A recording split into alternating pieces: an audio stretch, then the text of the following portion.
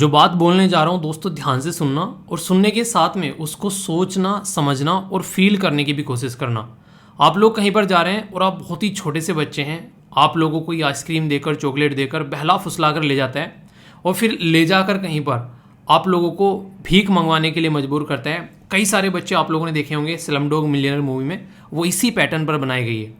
तो ये एक ऐसी वीडियो है जो बच्चों को गाइड करती है कि बच्चे बाहर से अगर कोई उनको कोई चॉकलेट देता है, कोई आइसक्रीम देता है या फिर कोई भी ऐसा सामान उनको देता है जिसको खाने के बाद में बच्चे बेहोश हो जाते हैं और फिर वो उसको उठा के ले जाते हैं। इवन एक आर्टिकल मैंने डिस्कस किया था कुछ दिनों पहले आप लोगों से, उसमें ये बताया गया कि बच्चों को ले जाकर उनकी बलि भी दी जा रही है। कई सारे अंधविश्वास का भी शिकार बन चुके हैं बच्चे।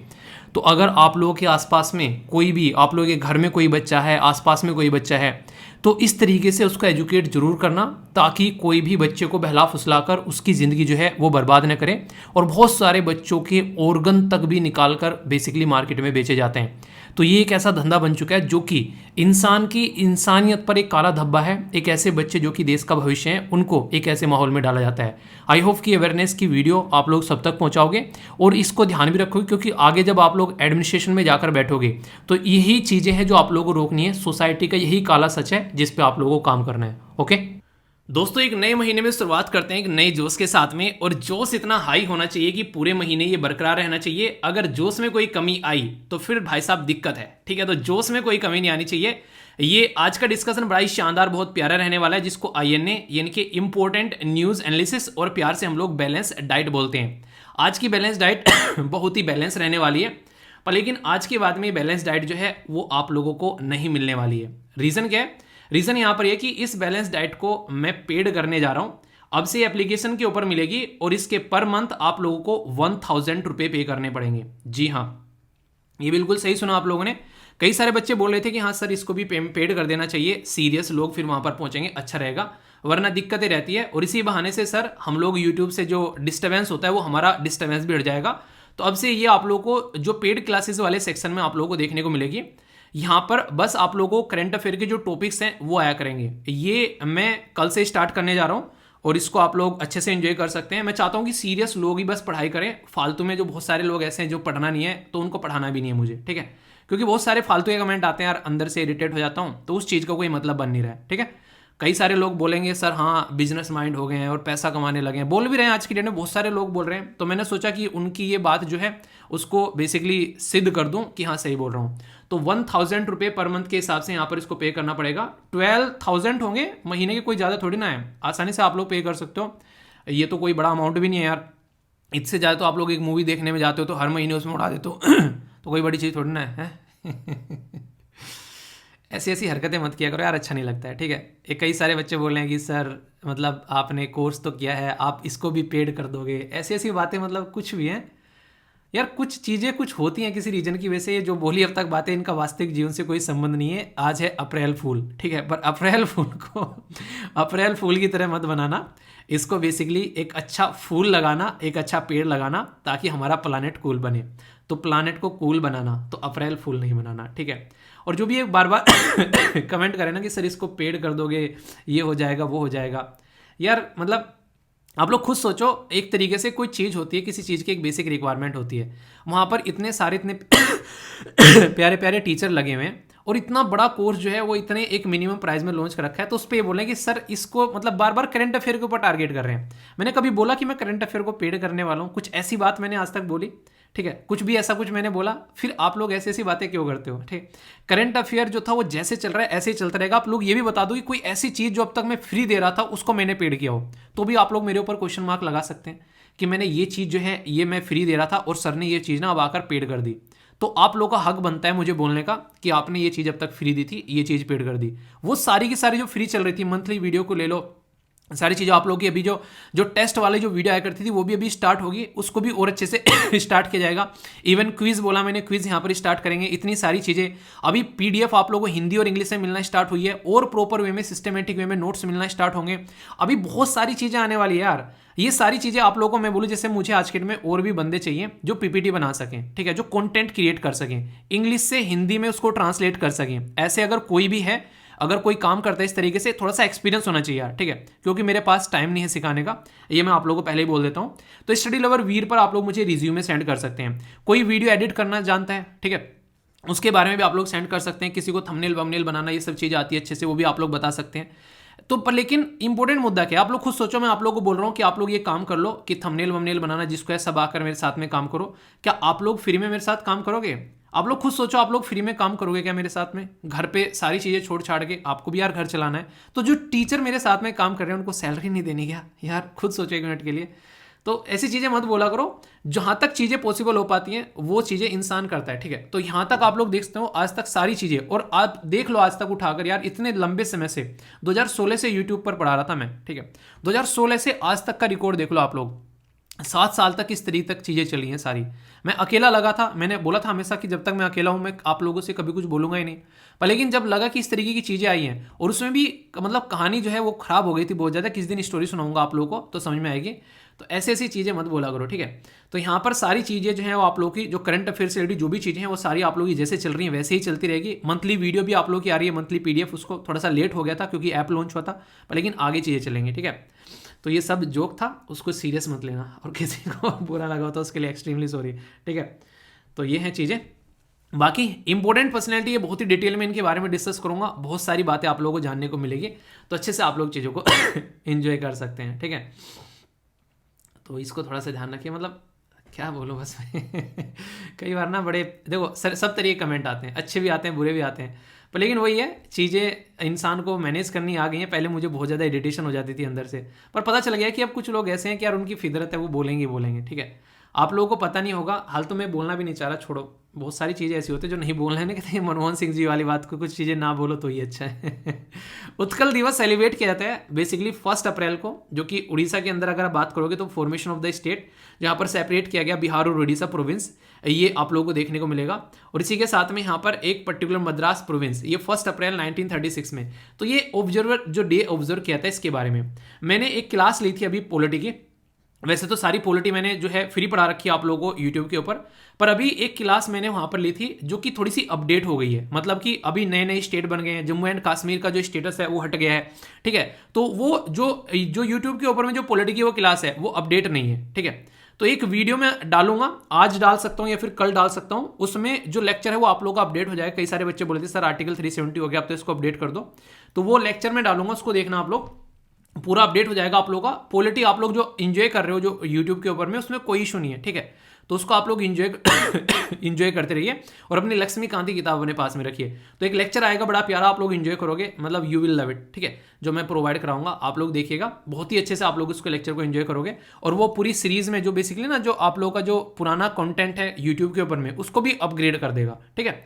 बाकी ये कुछ और बातें हैं जो आप लोग यहाँ पर अगर उड़ीसा से आते हैं तो इसको पढ़ लेना, आप लोगों के लिए लगाई गई हैं, ठीक है। तो ये थी कुछ बातें, आइए अब आगे चलते हैं। बहुत ही शानदार तरीके से एक एक चीज़ देखेंगे, बहुत ही प्यारा डिस्कशन रहेगा, एंजॉय करोगे आप लोग, ठीक है। फीडबैक जरूर दिया करो, अपनी जो भी माइंड में डाउट हो उसको बता दिया करो, ओके दोस्तों। ये एक मैप बेस्ड क्वेश्चन भी हो सकता है आप लोगों के लिए, और इन्वायरमेंट के पॉइंट ऑफ व्यू से भी काफ़ी इंपॉर्टेंट न्यूज़ आप लोग यहाँ पर बोल सकते हैं। और खासकर किसी पर्टिकुलर स्टेट के बारे में बात नहीं की जा रही है, कई सारे स्टेट से होती हुई एक पर्वत श्रेणी, पर्वत श्रृंखला गुजरती है, उसके बारे में यहाँ पर बात की जा रही है। नाम है अरावली रेंज। अरावली रेंज पहले भी न्यूज़ में थी, अब फिर से न्यूज़ में आ रही है। तो क्वेश्चन अगर बन जाए तो ये मत बोलना क्वेश्चन कहाँ से आ गया, भाई साहब यहाँ से आ गया, कैसे आ गया अभी बात करेंगे। सबसे पहले अगर बात करें, अरावली रेंज जो है वो आप लोगों को हमारे किस रीजन में देखने को मिलती है। जैसे अगर मैं आप लोगों से बोलूं कि आप लोगों को यहाँ पर देखना है, ईस्ट को क्या बोलते हैं, इसको बोलते हैं नॉर्थ, इसको क्या बोलते हैं, इसको बोलते हैं ईस्ट, इसको क्या बोलते हैं, इसको बोलते हैं वेस्ट, और ये हो गया साउथ। तो ये है कहाँ पर, अगर ऐसे आप लोग यहाँ पर डंडा खींचेंगे तो ये आप लोग को इस रीजन में देखने को मिलेगी। तो याद रखिएगा, इसको नॉर्मली नॉर्थ वेस्टर्न रेंज बोलते हैं हमारे देश के अंदर में। कई बार शब्द में फेर कर स्टेटमेंट बोल देंगे कि ये क्या है, ये बेसिकली साउथ वेस्टर्न है। तो आप लोग अगर इस चीज़ को ध्यान नहीं रखते हैं तो ये कंफ्यूजन देखने को मिलेगा। इसकी जो हाइट है आप लोगों को देखने को मिलेगी, मतलब एक तरीके से जो ये एक तरीके से एलिवेशन है समुद्र के तट से अगर हम लोग काउंट करते हैं, कहीं कहीं तो 300 आप लोगों को देखने को मिलेगा मीटर, और कहीं कहीं आप लोगों को 900 मीटर तक भी ये बढ़ता हुआ नजर आएगा जो इसका एलिवेशन है, ठीक है। ये काफ़ी इंपॉर्टेंट है। ये आप लोगों को नजर आती है, चलती है गुजरात से, तो गुजरात से होते हुए फिर ये आप लोगों को हरियाणा, बेसिकली राजस्थान, राजस्थान से फिर हरियाणा, और हरियाणा से दिल्ली। तो ये इसका एरिया है। इस पूरे एरिया को जब आप लोग देखोगे तो यहाँ पर ये काफ़ी अच्छे एरिया में फैली हुई है। लगभग नॉर्मली अगर बात करें तो स्टेट जो बोला जाता है नॉर्मली, तो 800 किलोमीटर की डिस्टेंस नॉर्मली यहाँ पर बोली जाती है, ठीक है। पर लेकिन अगर देखेंगे कहीं कहीं पर इसकी खस्ता हालत हो चुकी है। नॉर्मली अगर आप लोग देखते हैं, अभी यहाँ पर जिसके बारे में बात कर रहा हूँ, ये पर्टिकुलर रेंज जो है 4 एरिया से होकर गुजरती है। एक क्वेश्चन पूछा गया, पता नहीं कौन सा पेपर था, मुझे एग्जैक्टली याद नहीं आया, बोला गया कि ये 4 स्टेट से होकर गुजरती है, ठीक है। तो ये आप लोग याद रखिएगा, कन्फ्यूजन में डालने के लिए आप लोगों को स्टेट बोला जा सकता है। तो 4 स्टेट नहीं है, गुजरात, राजस्थान, हरियाणा स्टेट है, पर यूनियन टेरिटरी है दिल्ली। तो वो स्टेटमेंट यहाँ पर गलत थी उसमें, और ये स्टेटमेंट पहले ही दे रखी थी, ठीक है। तो ऐसे आप लोग समझ सकते हैं। तो कई बार आप लोगों को इस तरीके से बहलाने फुसलाने की कोशिश एग्जामिनर के द्वारा की जाती है, और पहला ही क्वेश्चन जब आप लोग देखते हो, पहला ही पॉइंट जब आप लोग देखते हो वही रखा मिलता है, और लगता है जी ललचा जाता है, आहा ये तो क्वेश्चन ऐसा आ गया, पढ़ रखा था बहुत अच्छे से, इसको नहीं छोड़ेंगे, तो वाली कंडीशन है। अब ये न्यूज़ में क्या आई है, अभी न्यूज़ में आई है कि क्योंकि इसकी खस्ता हालत हो रखी है, तो बहुत ही पुरानी माउंटेन रेंज है यहाँ पर ये। तो union minister for environment and climate change, कौन है इसके मिनिस्टर, ये आप लोग बताइए। उनके द्वारा एक प्रोजेक्ट लॉन्च किया गया है। तो क्वेश्चन तो ये पूछा जा सकता है कि अरावली ग्रीन वॉल प्रोजेक्ट किसके द्वारा लॉन्च किया गया है।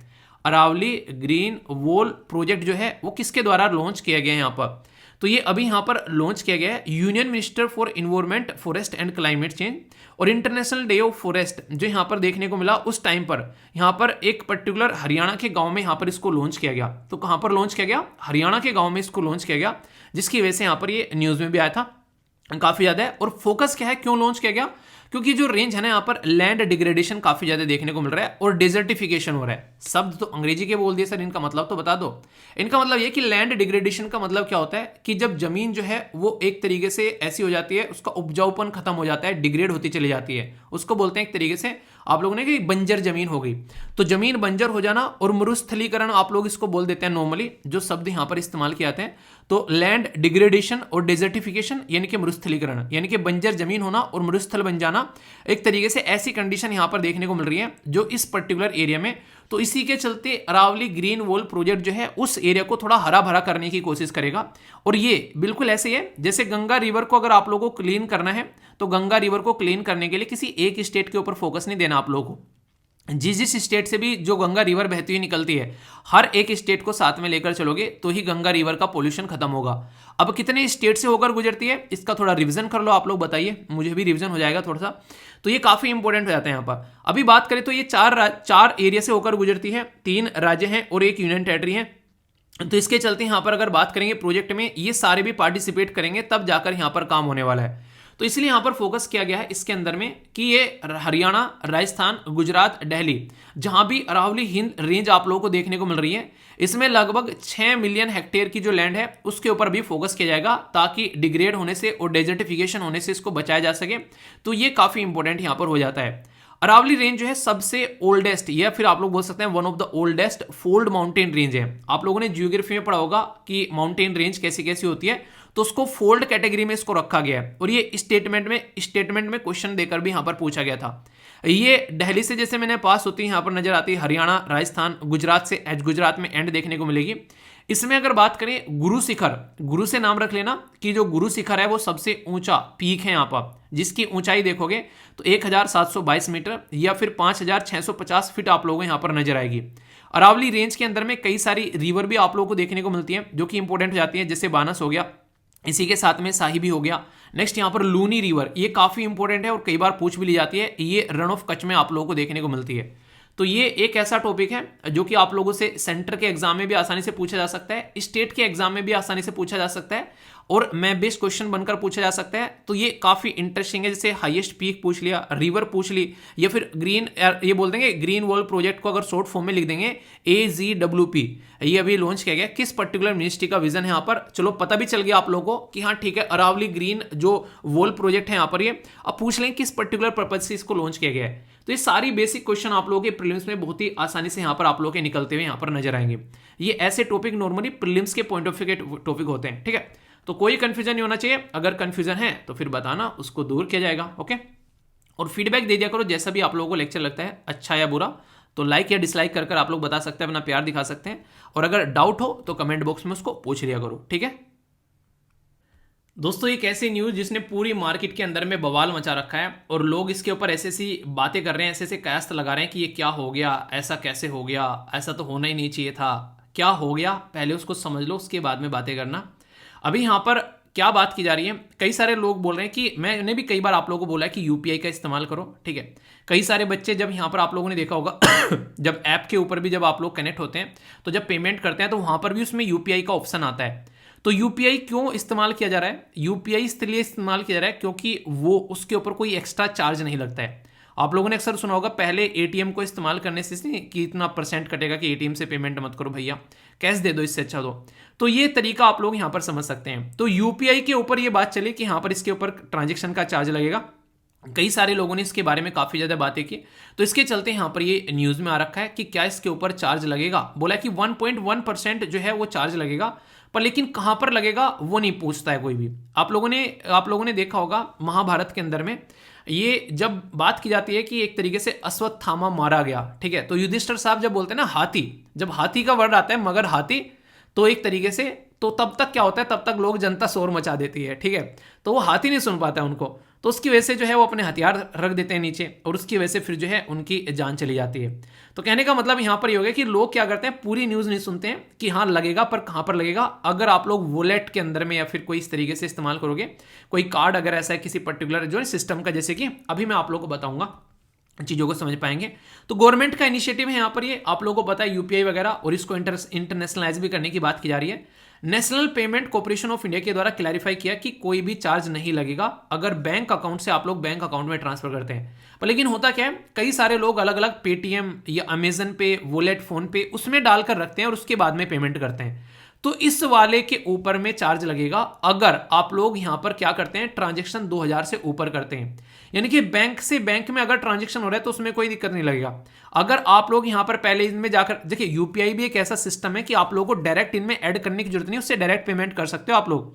पर लेकिन लोग क्या करते हैं, पहले पेटीएम वॉलेट में डाल लेते हैं क्योंकि वहां से आसान रहता है, तुरंत पेमेंट हो जाता है। यूपीआई में थोड़ा सा हल्का सा लेंदी प्रोसीजर लगता है, हालांकि उसमें भी है स्कैन का सारा सिस्टम, पर लेकिन वही है, ये तो बिल्कुल ऐसे ही हो गया ना, सामने वाले ने कोई एक प्रोडक्ट लॉन्च कर रखा है, ठीक है, तो उसके प्रोडक्ट का इस्तेमाल इसलिए किया जा रहा है क्योंकि उसका यूज करके किसी दूसरे प्रोजेक्ट का इस्तेमाल किया जा सके।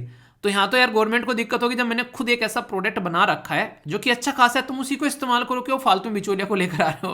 तो गवर्नमेंट कह रही है अगर बिचौलिया को तुम यूज ही कर रहे हो तो वैसा फिर पेमेंट देना पड़ेगा तुमको, या तो मुझे इस्तेमाल कर लो कंप्लीटली, पर लेकिन अगर किसी और को इस्तेमाल कर रहे हो तो फिर नहीं हो पाएगा यार ये। तो ये आरबीआई के द्वारा यहाँ पर बेसिकली फैसिलिटी यहाँ पर बात की गई थी, फंड ट्रांजेक्शन कर रहे हैं, कहीं पर कोई इस तरीके से पैसा दे रहे हैं, रेमिटेंस, ये सारी चीज़ हो रही है। तो ये सारा का सारा सिस्टम जो आता है पेमेंट एंड सेटलमेंट एक्ट 2005 के हिसाब से आता है, जिसमें पीपीआई यानी कि प्रीपेड पेमेंट जो इंस्ट्रूमेंट है, जो एप्लीकेशन वगैरह, ये सारी चीज़ें जो आप लोगों को देखने को मिलती है, इसमें क्या करते हैं आप लोग, प्रीपेड चीज़ें रखते हैं, मतलब पहले से इसके अंदर पैसा डाल के रखेंगे तो ही पेमेंट होगा, उसको प्रीपेड बोलते हैं। आप लोग पुराने टाइम पे नहीं सिम आया करते थे कि प्रीपेड सिम हो गया, ये पोस्ट पेड सिम हो गया, इसमें क्या रहता था, प्रीपेड में तो ये रहता है जैसे आज की डेट में आप लोग जो भी सिम यूज करते हैं उसका अगर खत्म हो गया वैलिडिटी तो आप लोग यूज नहीं कर पाएंगे। पोस्ट पेड में क्या रहता था, बहुत ही बर्बादी होती थी, 2-3 महीनों तक कई यूज किए जा रहे हैं उसको, फिर सिम तोड़ के फेंक दिया। ये टाटा का आया करता था शायद, डोकोमो कुछ ऐसा करके सिम आया करता था, उसके साथ में बहुत किया करते थे लोग ऐसा, यानी कि 2-3 महीने तक इस्तेमाल किया उसको दबा कर, उसके बाद में लगा यार पेमेंट करना पड़ेगा, फिर उसको तोड़ के फेंक दिया। तो ये कंडीशन है। तो यहाँ पर इस तरीके की सिस्टम आप लोगों को देखने को मिलती है। तो हर जगह कोई ना कोई कलाकार देखने को मिलता है, ठीक है। हमारी कंट्री में पेमेंट सिस्टम जो है बेसिकली अगर कोई भी यहाँ पर टारगेट करता है, उसको रेगुलेट करता है, तो एनपीसीआई के बारे में आप लोगों को जरूर पता होना चाहिए। भारतीय राष्ट्रीय भुगतान निगम इसको बोलते हैं, national payment corporation of India. तो एक बेसिक ऑर्गेनाइजेशन है जो इन सब चीज़ों को मैनेज करती है। तो इसने पब्लिकली आकर बताया कि भाई साहब ऐसा कुछ नहीं है, आप लोगों को गुमराह किया जा रहा है, क्योंकि हमारे देश में आज के टाइम में मीडिया जो है इतनी फास्ट हो गई है कि एक तरीके से न्यूज़ निकले नहीं कि उसको वायरल कर देते हैं, ऐसी ऐसी वीडियोज़ निकल कर आती हैं। तो national payment corporation of India एक नॉन फॉर प्रॉफिट कंपनी है। इसको बेसिकली अगर बात करें तो कई सारे जो बैंक हैं वो सारे मिलकर यहाँ पर इसको बनाते हैं। एक अम्ब्रेला ऑर्गेनाइजेशन है, रिटेल पेमेंट सिस्टम जो हमारे देश के अंदर में होता है उसको मैनेज करती है। प्राइमरी ऑब्जेक्टिव यही है कि लोगों का पैसा सही तरीके से सही जगह पर पहुंच सके, सेफ, सिक्योर और इफिशिएंट पेमेंट सिस्टम प्रोवाइड कराने की बात की जा रही है, और लोगों को डिजिटल पेमेंट का इस्तेमाल करने के लिए भी बेसिकली आगे ले जा रहा है। और खासकर उन लोगों को जिनको एक नहीं दिक्कत रहती थी यार कैसे पेमेंट करना है। एक टाइम था इंसान जो है कभी भी एक तरीके से ऑनलाइन सिस्टम पर ज़्यादा भरोसा करता नहीं था। इवन मैं आप लोगों को बता दूं इंटरेस्टिंग चीज़ है, काफ़ी दिनों की बात है, हालांकि काफ़ी पुरानी बात होगी। एक पर्टिकुलर अंकल थे, ठीक है, तो जैसे कि नहीं एक जहाँ पे मैं मतलब रेंट पे रहा करता था, तो उनको पेमेंट करना था। तो मैंने बोला अंकल जी इंटरनेट बैंकिंग का यूज़ कर लो। कह रहा बेटा कोई और तो नहीं निकाल लेगा मेरे पैसे ठीक है। तो वहाँ पर उनको कहीं पेमेंट करना था। तो एक तरीके से समझ सकते हैं, तो मतलब लोगों को इतना भी ट्रस्ट नहीं होता था, पर लेकिन अब तो चीज़ें ज़्यादा ठीक ठीक हो गई हैं, तो यहाँ पर अब चीज़ें अच्छी चल रही हैं। लेकिन इसको यहाँ पर इस्टेब्लिश किया गया था गाइडेंस से आरबीआई की और इसी के साथ में इंडियन बैंक एसोसिएशन की, कि शानदार एक खुद का गवर्नमेंट का सपोर्ट पेमेंट सिस्टम होना चाहिए। ठीक है, तो कई सारे प्रोडक्ट आप लोगों को देखने को मिलते हैं, जैसे यूपीआई हो गया, NEEFT हो गया, IMPS हो गया, BBPS हो गया, रुपये हो गया, ये सारे सरकार के हैं। आप लोग जो इस्तेमाल करते हो, अगर इनको इस्तेमाल करोगे तो आप लोगों के पैसे डूबने के चांसेस भी काफ़ी कम रहेंगे। तो ये बेसिक चीज़ है। तो कभी भी कोई र्यूमर फैले तो उसको रोकने की रेस्पॉन्सिबिलिटी यार आप लोगों की रहती है। ठीक है, ये बात आप लोग ध्यान रखिएगा।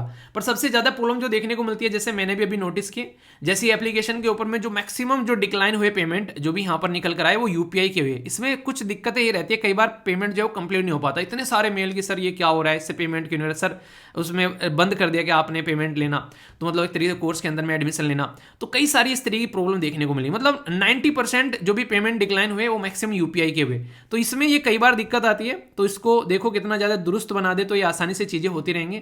तो वरना फिर लोग क्या करने लगते हैं, फ्रस्ट्रेट होने लगते हैं उससे, यार इसका इस्तेमाल ही क्या करना है, इतनी ज़्यादा इशू देखने को मिल रहे हैं। तो उसको इंप्रूव करना जरूरी है अगर कस्टमर उसके ऊपर जाए। जैसे नहीं हम लोग बात करते हैं इलेक्ट्रिक व्हीकल के बारे में, तो इलेक्ट्रिक व्हीकल पर कब जाएंगे, जब इतना फायदा देखने को मिले कि दूसरे वाले से नुकसान हो रहा हो, तो तब लोग यहाँ पर शिफ्ट होना स्टार्ट हो जाएंगे। तो कुछ ऐसा माहौल बनाना पड़ता है गवर्नमेंट को। आप लोग ही क्या राय है जरूर बताइएगा। इस क्वेश्चन की इंपॉर्टेंस आप लोग समझ, इस टॉपिक की इंपॉर्टेंस आप लोग समझ सकते हैं कि यूपीएससी ने इससे क्वेश्चन तक पूछ डाला, इतना ज्यादा ये न्यूज में था। तो national payment corporation of India ये हेल्प करता है प्रमोट करने के लिए financial inclusion in the country, पहली स्टेटमेंट बोली गई है। और एनपीसीआई जो है वो लॉन्च किया उसके द्वारा लॉन्च किया गया रुपए, एक कार्ड पेमेंट सिस्टम। वरना हम लोग क्या करते हैं, मास्टर मैस्ट्रो ये कार्ड यूज करते हैं, ये बाहर की कंपनी है। हम अपने देश का कार्ड अब इस्तेमाल करना स्टार्ट किए हैं, तो उससे काफी ज्यादा फायदा देखने को मिलेगा। तो कौन सी स्टेटमेंट करेक्ट है, ए में बोला गया 1, बी में बोला गया 2, सी में बोला गया 1 2, डी में बोला गया नन ऑफ द अबोव। एक ऐसा ही क्वेश्चन यहां पर पूछा गया 2018 में, आप लोग देखते हैं एटीएम के बारे में। बोला गया कि विच one of the following like, एक तो ये कौन यहां पर ऑल जो एटीएम है उनको लिंक करता है इंडिया के अंदर में, तो which one of the following links all the ATMs in India. तो Indian bank association, national security depository limited, national payment corporation और यहां पर रिजर्व बैंक ऑफ इंडिया। तो आप लोग समझ सकते हैं कितना इंपॉर्टेंट है ये टॉपिक, इससे अंदाजा आप लोग यहां पर लगा सकते हैं। ठीक है, एक और क्वेश्चन है आप लोग के सामने, उसके बाद में आप लोग को आंसर बताया जाएगा। प्रीपेड पेमेंट इंस्ट्रूमेंट, इसके बारे में क्वेश्चन है आप लोगों के सामने। तो प्रीपेड पेमेंट इंस्ट्रूमेंट एक इंस्ट्रूमेंट है जो कि फैसिलिटेट करता है, कोई प्रोडक्ट आप लोग बाय करना चाहते हैं, कोई सर्विस वगैरह, इंक्लूड फंड ट्रांसफर करना चाहते हैं, रेमिटेंस वगैरह, तो उसमें आप लोग यूज कर सकते हैं एक अपने वॉलेट स्टोर में कर उसको। ठीक है, एनबीएफसी जो है वो कैन नॉट इशू पीपीआई। तो सही स्टेटमेंट कौन सा है ये आप लोगों को बताना है, ओनली 1, ओनली 2, बोथ या फिर नन। तो इंटरेस्टिंग क्वेश्चन है। तो आप लोग देखो किसी भी टॉपिक को ढंग से कब समझोगे, अगर उसके क्वेश्चन प्रैक्टिस कर लोगे। तो क्वेश्चन प्रैक्टिस करना सबसे शानदार तरीका है। ये बिल्कुल अच्छा है, दोनों की दोनों स्टेटमेंट करेक्ट है और आंसर यहां पर सी हो गया। तो डायरेक्ट क्वेश्चन है आप लोगों के सामने, कोई भी कंफ्यूजन इसको लेकर नहीं होना चाहिए। ठीक है, तो ये होगी एक पॉइंट। नेक्स्ट अगर यहां पर बात करेंगे तो आप लोगों को देखने को मिलेगा एटीएम के बारे में। तो एटीएम को भी यहां पर मैनेज करने का काम कौन करता है, national payment corporation of India. तो इसके अंदर आप लोगों को सारी ये चीजें देखने को मिलती हैं। तो डायरेक्ट क्वेश्चन आप लोगों के यहां पर बन जाते हैं। नेक्स्ट यहां पर बात की जा रही है एनबीएफसी, यहां पर ये इशू नहीं कर सकती है पीपीआई। तो यहां पर आप लोग देखते हैं आंसर इसका ए होगा, यानी कि सेकंड स्टेटमेंट गलत है। बोला तो गया bank NBFC can issue PPI, यानी कि प्रीपेड पेमेंट इंस्ट्रूमेंट सबका है यार, सबके सारे बैंक अपने खुद के वॉलेट लॉन्च किए बैठे हैं आज की डेट में। आप लोगों को दिख नहीं रहा है, हर एक आज की डेट में किसी पर भी जाओगे, हर एक ऐप तो अपना पेमेंट लॉन्च कर, एक पेमेंट सिस्टम लॉन्च किए बैठा है। तो ऐसे आप लोग यहां पर देख सकते हैं। ठीक है, तो ये पर्टिकुलर इंपॉर्टेंट टॉपिक है, बहुत ही ज्यादा, खासकर अवेयरनेस के पॉइंट ऑफ से भी बहुत ज्यादा इंपॉर्टेंट हो जाते हैं। अब आप लोगों ने पढ़ लिया इसको, तो लोगों तक अवेयर जरूर करिएगा लोगों को, क्योंकि ये आप लोगों की भी रेस्पॉन्सिबिलिटी बन जाती है जब इस तरह की भ्रामक चीजें सामने निकल कर आती है। तो बीइंग ए भारतीय एक सिटीजन, एक जागरूक एक नागरिक के नाते ये आप लोगों की रेस्पॉन्सिबिलिटी है अब लोगों तक चीजें पहुंचाना, ताकि कोई ऐसी हड़बड़ाहट न मचे। ठीक है, आई होप कि माइंड में कंफ्यूजन अब नहीं होगा। बताइए, फीडबैक जरूर देना, जैसा भी लगा कंफ्यूजन होगा तो दूर हो गया होगा आई थिंक। ठीक है, आगे बढ़ते हैं। जिंदगी में हर एक इंसान जो है वो ये चाहता है कि यार किसी न किसी तरीके से मेरी हेल्थ ना बेस्ट लेवल की रहे, पर लेकिन उसकी हरकतें जो रहती हैं वो वर्स लेवल की रहती हैं। तो इसकी वजह से कई सारी प्रॉब्लम उसको ज़िंदगी में फेस करनी पड़ जाती है। मैं आप लोगों से यहाँ पर बात करूँगा कुछ ऐसी ही दिक्कतों के बारे में जिनका एक सोल्यूशन अभी खोजा जा रहा है और एक आशा की एक किरण सामने निकल कर आ रही है। एक बड़ा ही मोटे मोटे वर्डों में यहाँ पर लिखा हुआ है एंटीबायोटिक और नीचे लिखा हुआ है रेजिस्टेंस। एंटी और बायोटिक, पहले तो आप लोग इसको डिवाइड कर दो। और रेजिस्टेंस क्या हो गया, इसको बोलते हैं हिंदी में प्रतिरोधक, यानी कि रुकावट। तो यानी कि ऐसी दवाइयां जो कि कोई बायोटिक कंपोनेंट जो कि बॉडी पर नेगेटिव इंपैक्ट डालते हैं उसको रोकने का काम करती है। अब इस दवाई को रोकने का काम करने के लिए जो बॉडी के अंदर प्रॉब्लम क्रिएट हो गई है उसको रेजिस्टेंस बोलते हैं। समझ में आया? कुछ नहीं समझ में आया तो डिटेल में समझाता हूँ। आप एक डॉक्टर के पास में गए, डॉक्टर ने बोला कि ये लो दवाइयाँ। आप लोगों ने बोला डॉक्टर को कि मुझे फीवर हो रखा है और मुझे दवाइयाँ चाहिए, किस किस चीज़ की, मतलब खांसी नज़ला जुकाम, पेट में दर्द है, थोड़ा सा बदन में दर्द है। डॉक्टर ने पूरी दवाइयाँ दे दी, तो बोला कि 5 दिन तक खाना है ये दवाई।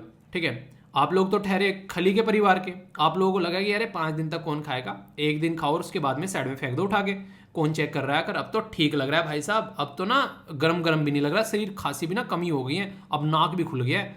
तो यानी कि 5 दिन का कोर्स आप लोगों ने 2 दिन में निपटा दिया। 2 दिन में निपटाया, यानी कि जो दवाई डॉक्टर ने दी उस दवाई ने आप लोगों की बॉडी में जो गलत बैक्टीरिया या फिर जो वायरस था उसको थोड़ा सा सप्रेस किया था, पर लेकिन वो कंप्लीटली सप्रेस नहीं किया था।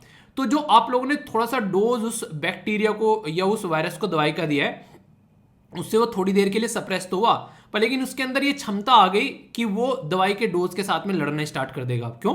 क्योंकि मरा नहीं, वो बच गया।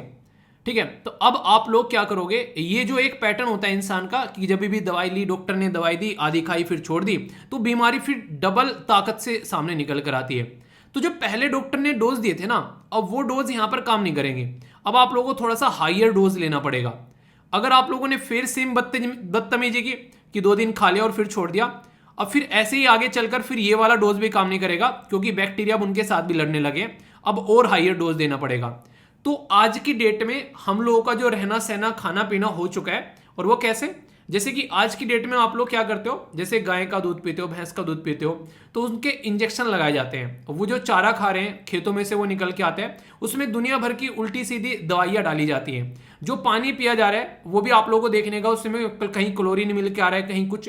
तो एक तरीके से हर जगह कोई आप लोग सी फूड खा रहे हो उसमें देखने को मिलेगा। अगर कहीं पर कोई सब्जियां उगाई जा रही हैं, उन सब्जियों के अंदर भी आप लोग कई बार बुरे कंटेंट देखने को मिलते हैं। जैसे कि दिल्ली में यमुना वाला रीजन है, उसके आसपास सब्जियां उगाई जाती हैं, तो वो लोगों की स्किन के ऊपर इंपैक्ट डाल रही है, उनकी आंखों के ऊपर इंपैक्ट डाल रही है, उनकी बॉडी के ऊपर, बेसिकली खासकर अगर हेयर के ऊपर इंपैक्ट डाल रही है। तो वो कहीं ना कहीं हमारी बॉडी में ऐसी ऐसी चीजें जा रही हैं। तो हमारी बॉडी ऑलरेडी जो है इन सब इस उल्टी सीधी चीजों से भरी पड़ी है। तो मान लीजिए अभी यहाँ पर गाय के अंदर जो भैंस के अंदर जो इंजेक्शन गया, अब वो इंजेक्शन जो है अब हम लोग दूध पियेंगे तो इनडायरेक्ट वे में हमारे अंदर आ गया वो। तो हमारी बॉडी में ऑलरेडी ऐसी ऐसी चीजें चल रही हैं। तो इसका मतलब ये हो गया, अगर आप लोग देखोगे कि हमारी बॉडी में जो दवाई जा रही है उस दवाई से ज्यादा खतरनाक तो हमारी बॉडी में वायरस वैसे ही पहुंचे हुए हैं। आप लोगों ने देखा होगा ना, हमारी कंट्री में जितने कम लोगों की डेथ हुई है एज कंपेयर टू यूएसए में इतने सारे लोग मर गए। क्यों? हम ऑलरेडी इतने पॉल्यूटेड चीजों में रहते हैं, हमको ना प्रॉपर खाना मिल पाता है, ना प्रॉपर हवा मिल पाती है साफ, ना प्रॉपर पानी मिल पाता है। तो वायरस क्या बिगाड़ लेगा, ये ऑलरेडी इतने वायरस को एंजॉय कर रहे हैं। तो वो कंडीशन यहां पर देखने को मिलती है। तो जब यहां पर ड्रग्स का, जब यहां पर काम करना, जो ड्रग्स आप लोग ले रहे हो वो ड्रग्स जो है वो काम करना बंद कर दे, जो बैक्टीरिया को मारती है बैक्टीरिया को मारना बंद कर दे। तो पहले आप लोगों ने जैसी दवाई खाई बैक्टीरिया की संख्या कम हो गई, पर लेकिन वो एंटीबायोटिक में जब यहां पर क्रिएट हो गया तो उनकी संख्या फिर से यहां पर आप लोगों को ज्यादा देखने को मिलेगी। तो कहने का मतलब यह कि अब दवाइयां जो है आप लोगों को ज्यादा ताकतवर लेनी पड़ेगी। तो इसी तरीके से जो हम लोगों ने पहले कभी एंटीबायोटिक बनाई थी वही एंटीबायोटिक आज तक हम लोग यूज करते आ रहे हैं। और हमारी बॉडी में जिस तरह खाना पीना रहना सहना हमारा हो गया है, उन दवाइयों से रेजिस्टेंस होने लगा है, यानी कि वो दवाइयां इतनी कारगर अब नहीं रह गई हैं जो पहले हम लोग इस्तेमाल किया करते थे। तो इसकी वजह से कई बार जो इन्फेक्शन होता है, सॉरी यार जो इन्फेक्शन होता है वो भी और ज्यादा बढ़ना स्टार्ट हो जाता है। तो रीजन क्या हो रहा है कि हमारी बॉडी में एंटीबायोटिक के लिए रेजिस्टेंस आ गया, यानी कि एंटीबायोटिक जो हम लोग ले रहे हैं उससे काम नहीं हो रहा है, उसको रेजिस्टेंट यानी कि उसको प्रतिरोध करने की क्षमता हमारी बॉडी में क्रिएट हो चुकी है। अब ये जो एंटीबायोटिक है, इससे हाई पावर की एंटीबायोटिक हम लोगों को चाहिएगी, वही बीमारी ठीक करने के लिए जो पहले हमारे शरीर में होती थी। ये इसलिए जो पुरानी दवाइयां हैं वो काम करना बंद कर चुकी हैं या फिर बहुत कम काम कर रही है। तो उसी की पावर बढ़ाने के लिए यहां पर इसके अंदर एडजुवेंट डाले जा रहे हैं। ये क्या है? ये ऐसे जैसे मान लीजिए आप लोग एक जूता पहनते हैं और जूते का तलवा जो है वो घिस जाता है। तो जब तलवा घिस जाता है तो आप लोग क्या करते हो, उसके अंदर से एक अलग से उसके अंदर तलवा चढ़वा देते हो नीचे। ठीक है, तो उसमें क्या होता है कि ऊपर का तो खोल जो था उसका सही था, पर लेकिन उसकी जो पैंदी घिस गई थी जूते की, तो आप लोगों ने नई पैंदी लगा दी उसमें, तो अब एक अच्छा सपोर्टिव मिल गया उसको, तो वो आगे काम करने लगेगा। तो एंटीबायोटिक में यहाँ पर जो एडजुवेंट है यहाँ पर ये डाले जाएंगे, तो यहाँ पर ये क्या करेंगे, ये एंटीबायोटिक की ताकत बढ़ा देंगे और जो बैक्टीरिया को पहले एंटीबायोटिक मार नहीं पा रही थी, अब उस एंटीबायोटिक की हेल्प से यहाँ पर ये बैक्टीरिया जो है वो मरेगा। यानी कि ये क्या करेंगे, इसकी ताकत बढ़ा देंगे, इसकी बीमारी से लड़ने की क्षमता बढ़ा देंगे। तो यहाँ पर ये काम एडजुवेंट करने वाले हैं। तो इसी के चलते यहाँ पर ये पूरा आर्टिकल आप लोगों को यहाँ पर देखने को मिल रहा है, जो कि हेल्थ के फील्ड में काफी बड़ी एक तरीके से आप लोग एक खोज बोल सकते हैं यहाँ पर, कि नए इंग्रेडिएंट्स जो मिलाए जा रहे हैं यहाँ पर आज की डेट में, तो इसकी वजह से हेल्प करेंगे कि रिवाइव की जाए जो कि पुरानी, या यहाँ पर एक वर्ड यूज किया गया ऑब्सोलेट, इसका मतलब होता है पुरानी चीजें हो जाना, तो उसको फिर से रिवाइव यहाँ पर किया जाएगा। तो इसके चलते जो भी क्रिटिकल बैक्टीरिया हैं अब उनकी सामत आने वाली है फिर से, क्योंकि फिर से अब यहाँ पर चिट्टी 2.0 आ गया है यहाँ पर, ऐसा आप लोग बोल सकते हैं। तो इसी के चलते यहाँ पर ये पूरा आर्टिकल छपा है, यानी कि आने वाले टाइम पे ये लग रहा था कि अब नई नई हम लोग को एंटीबायोटिक मार्केट में लेकर आनी पड़ेगी, क्योंकि पुरानी वाली ने काम करना बंद कर दिया है। पर लेकिन स्टडी करके अब उन्हें ही रिजुवनेट किया जा रहा है, तो इससे फायदा ये देखने को मिलेगा कि पुरानी ही एंटीबायोटिक जो है वो प्रॉपर वे में काम कर पा रही है, अब उन्हीं को अच्छे से हम लोग इस्तेमाल कर पाएंगे। तो ये बातें हैं यहाँ पर। तो फाइंडिंग क्या है यहाँ पर, तो एंटीबायोटिक एडजुवेंट यहाँ पर डाले जा रहे हैं, जो इंग्रेडिएंट्स हैं यहाँ पर ये रेजिस्टेंस को काउंटर करेंगे, तो इससे फायदा देखने को मिलेगा और इसके चलते हम लोग चीजों को और अच्छे लेवल पर यहाँ पर सुधार पाएंगे। आप लोग इसको थोड़ा समझने के लिए एक छोटा सा उदाहरण मैं यहाँ पर दूंगा। जैसे हमको अभी क्या हुआ, कोविड-19 के चलते सबको वैक्सीनेट किया गया। इनडायरेक्ट वे में अगर मैं आप लोगों से पूछूं ये वैक्सीनेशन क्या था, ये वैक्सीनेशन ये एक तरीके से डीएक्टिवेटेड वायरस था जो हमारी बॉडी में डाला गया। तो हमारी बॉडी में जैसे ही वो वायरस डाला गया जो कि क्षमता बहुत कम रखता था, तो उसको मारने के लिए हमारी बॉडी का जो इम्यून सिस्टम है उसने एक दीवार खड़ी कर दी कि हाँ इसके ऊपर भाले और बाण और पत्थर गोले बरसाने, यानी कि एक हमारी बॉडी के अंदर में उस पर्टिकुलर वायरस के लिए रेजिस्टेंस क्रिएट हो गया। तो जब रेजिस्टेंस क्रिएट हो गया यहाँ पर, तो अब कल को थोड़ा सा ताकतवर भी वायरस आएगा, तो ऑलरेडी एक रेजिस्टेंस हमारी बॉडी में है जो कि उसको मारने के लिए, बिखेरने के लिए, साइड में फेंकने के लिए तैयार बैठा हुआ है। तो इस पैटर्न को आप लोग, सेम पैटर्न को यहाँ पर ये जो वैक्सीन है जो हमारी बॉडी में वायरस डाला गया, अब यहाँ पर इसको रोक पा रही है, यहाँ पर ये एक तरीका रेजिस्टेंस क्रिएट करना होता है। सेम रेजिस्टेंस जो है हमारी बॉडी में जो है वो एंटीबायोटिक को लेकर यहाँ पर हो गया था, ऐसा आप लोग बोल सकते हैं। तो अभी यहाँ पर जो यहाँ पर यूज किया जा रहा है जो पोर्शन यहाँ पर मॉलिक्यूल का, तो यहाँ पर ये काउंटर कर पाएगा यहाँ पर कहीं ना कहीं जो प्रॉब्लम चल रही थी, और जो रेजिस्टेंस था यहाँ पर उसको ये टैकल कर पाएगा। अब आने वाले टाइम में और ज्यादा अच्छे रिजल्ट आप लोगों को यहाँ पर देखने को मिलेंगे। तो ये इस वजह से यहाँ पर बोला जा रहा है कि अब आने वाले टाइम में एक प्रोडक्टिविटी आप लोगों को यहाँ पर इसकी देखने को मिल सकती है, एक जो रिवाइव होती है आप लोगों को एंटीबायोटिक नजर आएंगी। कोई पूछ ले यार ये ड्रग रेजिस्टेंस छोटी सी तो बात है, हाँ दवाई खा रहे हैं उसकी वजह से बॉडी के अंदर में रेजिस्टेंस क्रिएट हो गया है, अब वो दवाई काम नहीं कर रही है, कौन सी बड़ी बात है यहाँ पर, ये कौन सी बड़ी बात है यहाँ पर ये। अब बड़ी बात मैं आप लोगों को यहाँ पर बताता हूँ। 2050 तक का ये माना जा रहा है कि 10 मिलियन लोगों की जान चली जाएगी, यानी कि आप लोगों को मोटे मोटे तौर पर बोले तो यहाँ पर 100 लाख लोगों की जान चली जाएगी, यानी कि 1 करोड़ लोगों की जान चली जाएगी एंटीबायोटिक रेजिस्टेंस की वजह से, ओनली इसकी वजह से। तो इससे अंदाजा लगा सकते हैं कितनी खतरनाक चीज है ये पूरा एक तरीके से मतलब करोड़ों लोगों की जान लेकर जा रही है। तो यहां पर इसीलिए बोला गया कि ड्रग रेजिस्टेंस जो है वो आने वाले टाइम पे इतना खतरनाक प्रॉब्लम क्रिएट कर सकता है। और यहां पर एक इकोनॉमिक स्लो डाउन जो कि यहां पर ग्लोबल फाइनेंशियल क्राइसिस के टाइम पर हुआ था, ठीक है, तो उस तरह की कंडीशन यहां पर क्रिएट हो सकती है आने वाले टाइम पे। तो इसके चलते यूएन की जो एडहोक जो यहां पर इंटेलिजेंसी जो कोऑर्डिनेशन ग्रुप है on anti microbial resistance report के द्वारा यहां पर ये बातें बताई गई हैं। कोई आप लोगों से पूछ ले कि स्टेटमेंट देकर कि ये बोला गया अभी रिसेंटली यहां पर कि 10 मिलियन के करीब लोग मर जाएंगे एंटीबायोटिक रेजिस्टेंस की वजह से, तो किसके द्वारा बोला गया है, तो यूएन एडहोक एंटीजेंसी, तो यहाँ इंट्राजेंसी, तो यहाँ पर कोऑर्डिनेशन ग्रुप के द्वारा यहाँ पर ये बातें बुलाई गई है इस रिपोर्ट की आपसे। एडहोक का मतलब क्या होता है, एक टेम्परेरी तौर पर, ठीक है, तो ये आप लोग यहाँ पर इसके बारे में याद रखिएगा। इसके साथ में ये बोला गया 2030 तक का एंटी माइक्रोबियल जो रेजिस्टेंस है यहाँ पर 24 मिलियन के करीब लोग जो है वो एक्सट्रीम पॉवर्टी में पहुंचा देगा।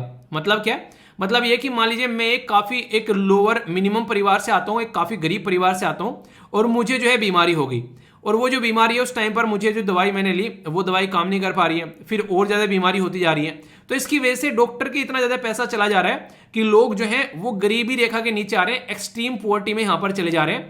तो ये काफी बुरी कंडीशन यहां पर क्रिएट कर दे रहा है, जो कि 2050 तक 3.8% एनुअल जीडी को नुकसान पहुंचाएगा। ये काफी ज्यादा खतरनाक है। लोग बोलोगे राक्षसों की तरह क्यों हंस रहे हो सर, ऐसा क्या हो गया? आप लोगों को पता नहीं होना चाहिए, आप लोगों को पता होना चाहिए कि हमारी कंट्री में आज की डेट में भी हम लोग लगभग 2% मुश्किल से अपनी जीडीपी का खर्च कर रहे हैं, वो भी कोविड-19 के बाद में, जो कोविड-19 के ऊपर खर्च किया गया है। अब हम यहाँ पर तब खर्च कर रहे हैं, और यहाँ पर बता रहा है कि जीडीपी का नुकसान ही लगभग 4% ओनली एंटी माइक्रोबियल रेजिस्टेंस की वजह से हो जाएगा। तो इसकी ग्रेविटी समझो आप लोग, इसकी ग्रेविटी क्या होगी। तो ये बहुत ही खतरनाक चीज है। आज की डेट में बोला जाए तो लगभग 7 लाख के करीब लोग जो हैं हर साल उनकी डेथ होती है ड्रग रेजिस्टेंस डिजीज की वजह से, ठीक है। इंक्लूडिंग जो लोग हैं वो डाई कर रहे हैं मल्टी ड्रग रेजिस्टेंस, जो ट्यूबरक्लोसिस भी इसमें आप लोगों को देखने को मिलेगी। टीबी की बीमारी बड़ी खतरनाक है। टीबी की बीमारी को लेकर अगर किसी ने भी लापरवाही बरती तो भाई साहब ये उसका नाम सत्या कर देती है। तो ये सारी चीजें ड्रग रेजिस्टेंस जो बीमारी की वजह से आप लोगों को देखने को मिलती है, यानी कि इंसान की लापरवाही, खान पीना, रहन सहन, उसकी जो डे बाय डे की एक्टिविटी है उसकी वजह से प्रॉब्लम निकल के सारी सामने आ रही है। आप लोग बोलोगे इतनी खतरनाक चीजें तो सरकार कुछ कर नहीं रही है कि इस पे, दुनिया में कुछ कर नहीं रहे हैं क्या? लोग कर रहे हैं पर लेकिन उतना रिजल्ट नहीं आ रहा है। ये बिल्कुल ऐसे जैसे आप लोग पढ़ाई तो कर रहे हैं पर लेकिन इतना दिल जान लगाकर नहीं कर रहे हैं कि सिलेक्शन हो जाए। तो वही वाली चीजें कि हाँ पढ़ाई तो चल रही है पर लेकिन उतना हिम्मत नहीं आ रही है निकल के, तो वो हिम्मत लगानी पड़ेगी तभी सॉल्यूशन निकल कर आएगा, ठीक है। तो ये बात करें तो इनिशिएटिव तो कई सारे हैं, जैसे नेशनल प्रोग्राम है यहाँ पर एएमआर के ऊपर, एंटी जो माइक्रोबियल रेजिस्टेंस है। इसी के साथ में नेशनल एक्शन प्लान है, एएमआर जो सर्विलेंस रिसर्च जो नेटवर्क देखने को मिलेगा, रिसर्च इंटरनेशनल कोलैबोरेशन भी है कई जगह, एंटीबायोटिक स्टोवर्डशिप जो प्रोग्राम भी आप लोगों को यहाँ पर देखने को मिलेगा। तो प्रोग्राम है, ऐसी बात नहीं है, पर लेकिन उनका यूटिलाइजेशन कितना हो रहा है सही लेवल पर वो नहीं पता है अभी, इसकी वजह से रिजल्ट नहीं आ रहे हैं। World antimicrobial awareness week भी सेलिब्रेट किया जाता है, जो कि 2015 से आप लोगों को देखने को मिलता है, और थीम भी यहां पर रखी गई थी कि स्प्रेड अवेयर स्टॉप रेजिस्टेंस, यानी कि अगर आप लोग कोई बीमारी झेल रहे हो और आप लोगों को कोई दवाई डॉक्टर ने दी है, उसका प्रॉपर कोर्स कर ही आप लोगों को काम करना है, ठीक है। तो ये तरीके से समझ सकते हैं। अभी रिसेंटली जब किसी को बीमारी होती है या फिर अभी आप लोगों ने देखा फीवर हुआ था जब, तो उस टाइम पर पांचों दिन मैंने पूरा प्रॉपर दवाई खाई, प्रॉपर तरीके से अपना खाना पीना सही रखा, तब जाकर सिचुएशन जो है वो कंट्रोल में आती है। आज की डेट में इम्यून सिस्टम जो है वो काफी वीक होते जा रहे हैं हमारे खाने पीने और रहने सहने की वजह से, तो इन चीजों पर ध्यान देना पड़ेगा। ग्लोबल एंटी माइक्रोबियल रेजिस्टेंस और यूज सर्विलेंस जो सिस्टम है यहाँ पर, जिसको ग्लास बोला गया है, तो ये लॉन्च किया गया था 2015 में यहाँ पर, ताकि यहाँ पर जो भी गैप है यहाँ पर उसको फिल किया जा सके हर एक लेवल पर, और सब मिलकर यहाँ पर काम करें। क्योंकि ये नेशनल की प्रॉब्लम नहीं है, ये इंटरनेशनल लेवल की प्रॉब्लम आज के डेट में आप लोगों को देखने को मिलने लगी है। यूपीएससी को लगा यार बीमारी खतरनाक है, ज्यादातर इंपैक्ट डालती जा रही है लोगों के ऊपर, तो हमारे आने वाले भावी जो ऑफिसर्स हैं उनको इसके बारे में पता होना चाहिए, तो इसलिए इसके ऊपर क्वेश्चन पूछ डाला यूपीएससी ने भी, ताकि हर एक इंसान जो है वो इसके बारे में अवेयरनेस हो सके। क्योंकि इसके बारे में पढ़ेंगे तो जानेंगे, और जानेंगे तो फिर ग्राउंड लेवल पर इंप्लीमेंट कर पाएंगे, पॉलिसी बना पाएंगे। तो इसी के चलते multi drug resistance in microbial pathogen, उसके बारे में क्वेश्चन पूछ लिया कि इसके रीजन क्या है वो आप लोगों को बताना है, ठीक है। तो आप लोगों से पूछा गया कि करेक्ट आंसर आप लोगों को देना है यहाँ पर, और 4 स्टेटमेंट आप लोगों के सामने है। बड़ा ही आसान सा क्वेश्चन है, कॉमन सेंस भी लगाकर इस्तेमाल करोगे तो आसानी से आंसर दे दोगे। बोला है कि genetic predisposition of some people, यानी कि कुछ लोगों के अंदर में जेनेटिक प्री डिस्पोजिशन जो होती है उसकी वजह से ये बीमारी देखने को मिलती है, ठीक है। पढ़ लो पहले, उसकी बात हम आराम से बात में डिस्कस करेंगे। बोला गया कि taking incorrect dose of the antibiotic to cure the disease, ठीक है। तो इनकरेक्ट डोज ले लिया, जितना डॉक्टर ने बोला था उसके हिसाब से नहीं ली, यानी कि दूसरी तो स्टेटमेंट अभी पढ़ाई है यहाँ पर, तो सेकंड स्टेटमेंट सही है। अगर सेकंड स्टेटमेंट सही है तो ये स्टेटमेंट यहां से गायब हो जाएगी, ठीक है। यूजिंग एंटीबायोटिक इन लाइव स्टॉक फार्मिंग, यानी कि जानवरों को दवाइयां देना, तो अभी मैंने आप लोगों को बताया इसके बारे में, यानी कि तीसरा भी सही है। अगर तीसरा सही होता है तो यहां पर ये वाला चला जाता है। Multi chronic disease in some people, यानी कुछ लोगों में अलग अलग तरीके की बीमारी होना, तो अलग अलग तरीके की बीमारी होने से कोई रिलेशन है यहाँ पर कि उसको कई बीमारी हो रखी है, ठीक है। तो कई बीमारी हो रखी है वो एक अलग चीज है, पर लेकिन रेजिस्टेंस किसकी वजह से क्रिएट हो रहा है, तो वो यहां पर ये जस्टिफाई आप लोग नहीं कर पाएंगे, ठीक है। पहले वाला स्टेटमेंट यहां पर, इससे तो आप लोग पूरा ही ये निकाल सकते हैं, यहां पर ये खत्म हो जाएंगे स्टार्टिंग में दोनों, कि जेनेटिक बोल दिया इसमें, तो जेनेटिक का तो कोई रिलेशन ही नहीं था यहां पर, तो वहां से भी आप लोग इसको कट कर सकते हैं। तो यानी कि आंसर आप लोग आसानी से निकाल सकते हैं, और आंसर यहां पर बी हो गया, यानी कि 2 और 3 जो है वो मेन कोज है जिसकी वजह से यहां पर ये बीमारी वगैरह आप लोगों को देखने को मिल रही है। पूरा ही टॉपिक अगर एक ही क्वेश्चन में कवर करना है तो ये भी एक इंटरेस्टिंग तरीका है, पूरी स्टेटमेंट पढ़ो और क्वेश्चन का आंसर दो। इसी के बारे में बोला गया है कि वर्ल्ड एंटी माइक्रोबियल अवेयरनेस जो वीक है यहाँ पर, अवेयरनेस फैलाने के लिए, सीधी सीधी बात है यार, और किस चीज के लिए होगा, ठीक है। इसी के साथ में ये पूरा इनिशिएटिव लिख दिया है, global anti microbial resistance use surveillance system, ठीक है। कौन सी स्टेटमेंट करेक्ट है, इसी के साथ में कंटिन्यू फिल करना है गैप, जो कि इंफॉर्मेशन और स्ट्रेटेजिक ऑल द लेवल, ठीक है। बोथ यहाँ पर WA यानी कि यहाँ पर वर्ल्ड जो एंटी माइक्रोबियल रेजिस्टेंस वीक और यहाँ पर GLASS दोनों लॉन्च किए गए 2015 में। कौन सी स्टेटमेंट करेक्ट है? तो ये सारी चीजें अभी मैंने आप लोगों को पढ़ाई है डिटेल में। आंसर दीजिए, देखता हूं कौन सी आंसर देता है, भूलना नहीं होता है, ठीक है। तो आंसर क्या है सही? आंसर डी है। ये सारी चीजें अभी आप लोगों को यहाँ पर पढ़ाई काफी डिटेल में, तो कोई भी कंफ्यूजन यहाँ पर नहीं होना चाहिए। जैसे कि आप लोग देखते हैं दोनों को 2015 में ही लॉन्च किया गया, तो सारी बेसिक चीजें भी अगर कोई आप लोगों को लिखने के लिए पूछ ले तो बिल्कुल माइंड में क्लैरिटी रखकर आप लोगों को चलना है। तो पूरे टॉपिक को ऐसे तैयार करो कि बाल की खाल निकाल लो, अब कोई पूछे भी आप लोगों से तो आप लोग उसको भी बता सको, ठीक है। एक स्लाइड और डाल रखी है यहाँ पर जिसमें शॉर्ट फॉर्म में कई सारी चीजें दे रखी है। यहाँ पर AMR क्या होता है जो आप लोग को एक्सप्लेन किया ना, तो एक्स्ट्रा भी चीजें आप लोगों को स्लाइड में कई बार देखने को मिल जाती है, ठीक है। कि यहाँ पर इंपैक्ट क्या क्या आप लोगों को देखने को मिल रहा है, इतने लोगों को मार रही है, कि लाइफ इसकी जो यहाँ पर एक तरीके से लाइफ सेविंग मेडिकल जो प्रोसीजर यहाँ पर लेकर आना पड़ेगा चीजों को कंट्रोल करने के लिए। तो ये सारी चीजें कुछ एक्स्ट्रा भी आप लोगों को स्लाइड में देखने को मिलता रहता है, ठीक है। तो इसलिए बोलता हूं कि स्लाइड जो होती है इसका जो PDF होता है वो जरूर आप लोग टेलीग्राम से डाउनलोड कर लिया करो, सारी चीजें आप लोगों को इकट्ठी वहां पर मिल जाती है, ठीक है। फीडबैक जरूर देना कैसा लगा, अगर कोई डाउट हो तो उसको दूर कर आगे बढ़ना है, ओके। चारों तरफ यही शोर, कैसे क्लीन एनर्जी को लाएं अपनी ओर, कोयले से हो गए सबके सब बोर, ऐसी कंडीशन आप लोगों को देखने को मिल रही है। यानी कि कोयले ने सबकी खस्ता हालत कर डाली, तो इसलिए सब फोकस कर रहे हैं कि रिन्यूएबल एनर्जी के ऊपर फोकस किया जाए, जिसको आप लोग अक्षय एनर्जी के नाम से भी आप लोग जानते हैं। और हमारे देश ने भी टारगेट रखा है इसके ऊपर कि 50% क्लीन एनर्जी लेकर आएंगे, ठीक है। और 500 गीगावाट हम लोग रिन्यूएबल एनर्जी की और टारगेट रखे हुए हैं 2030 तक का।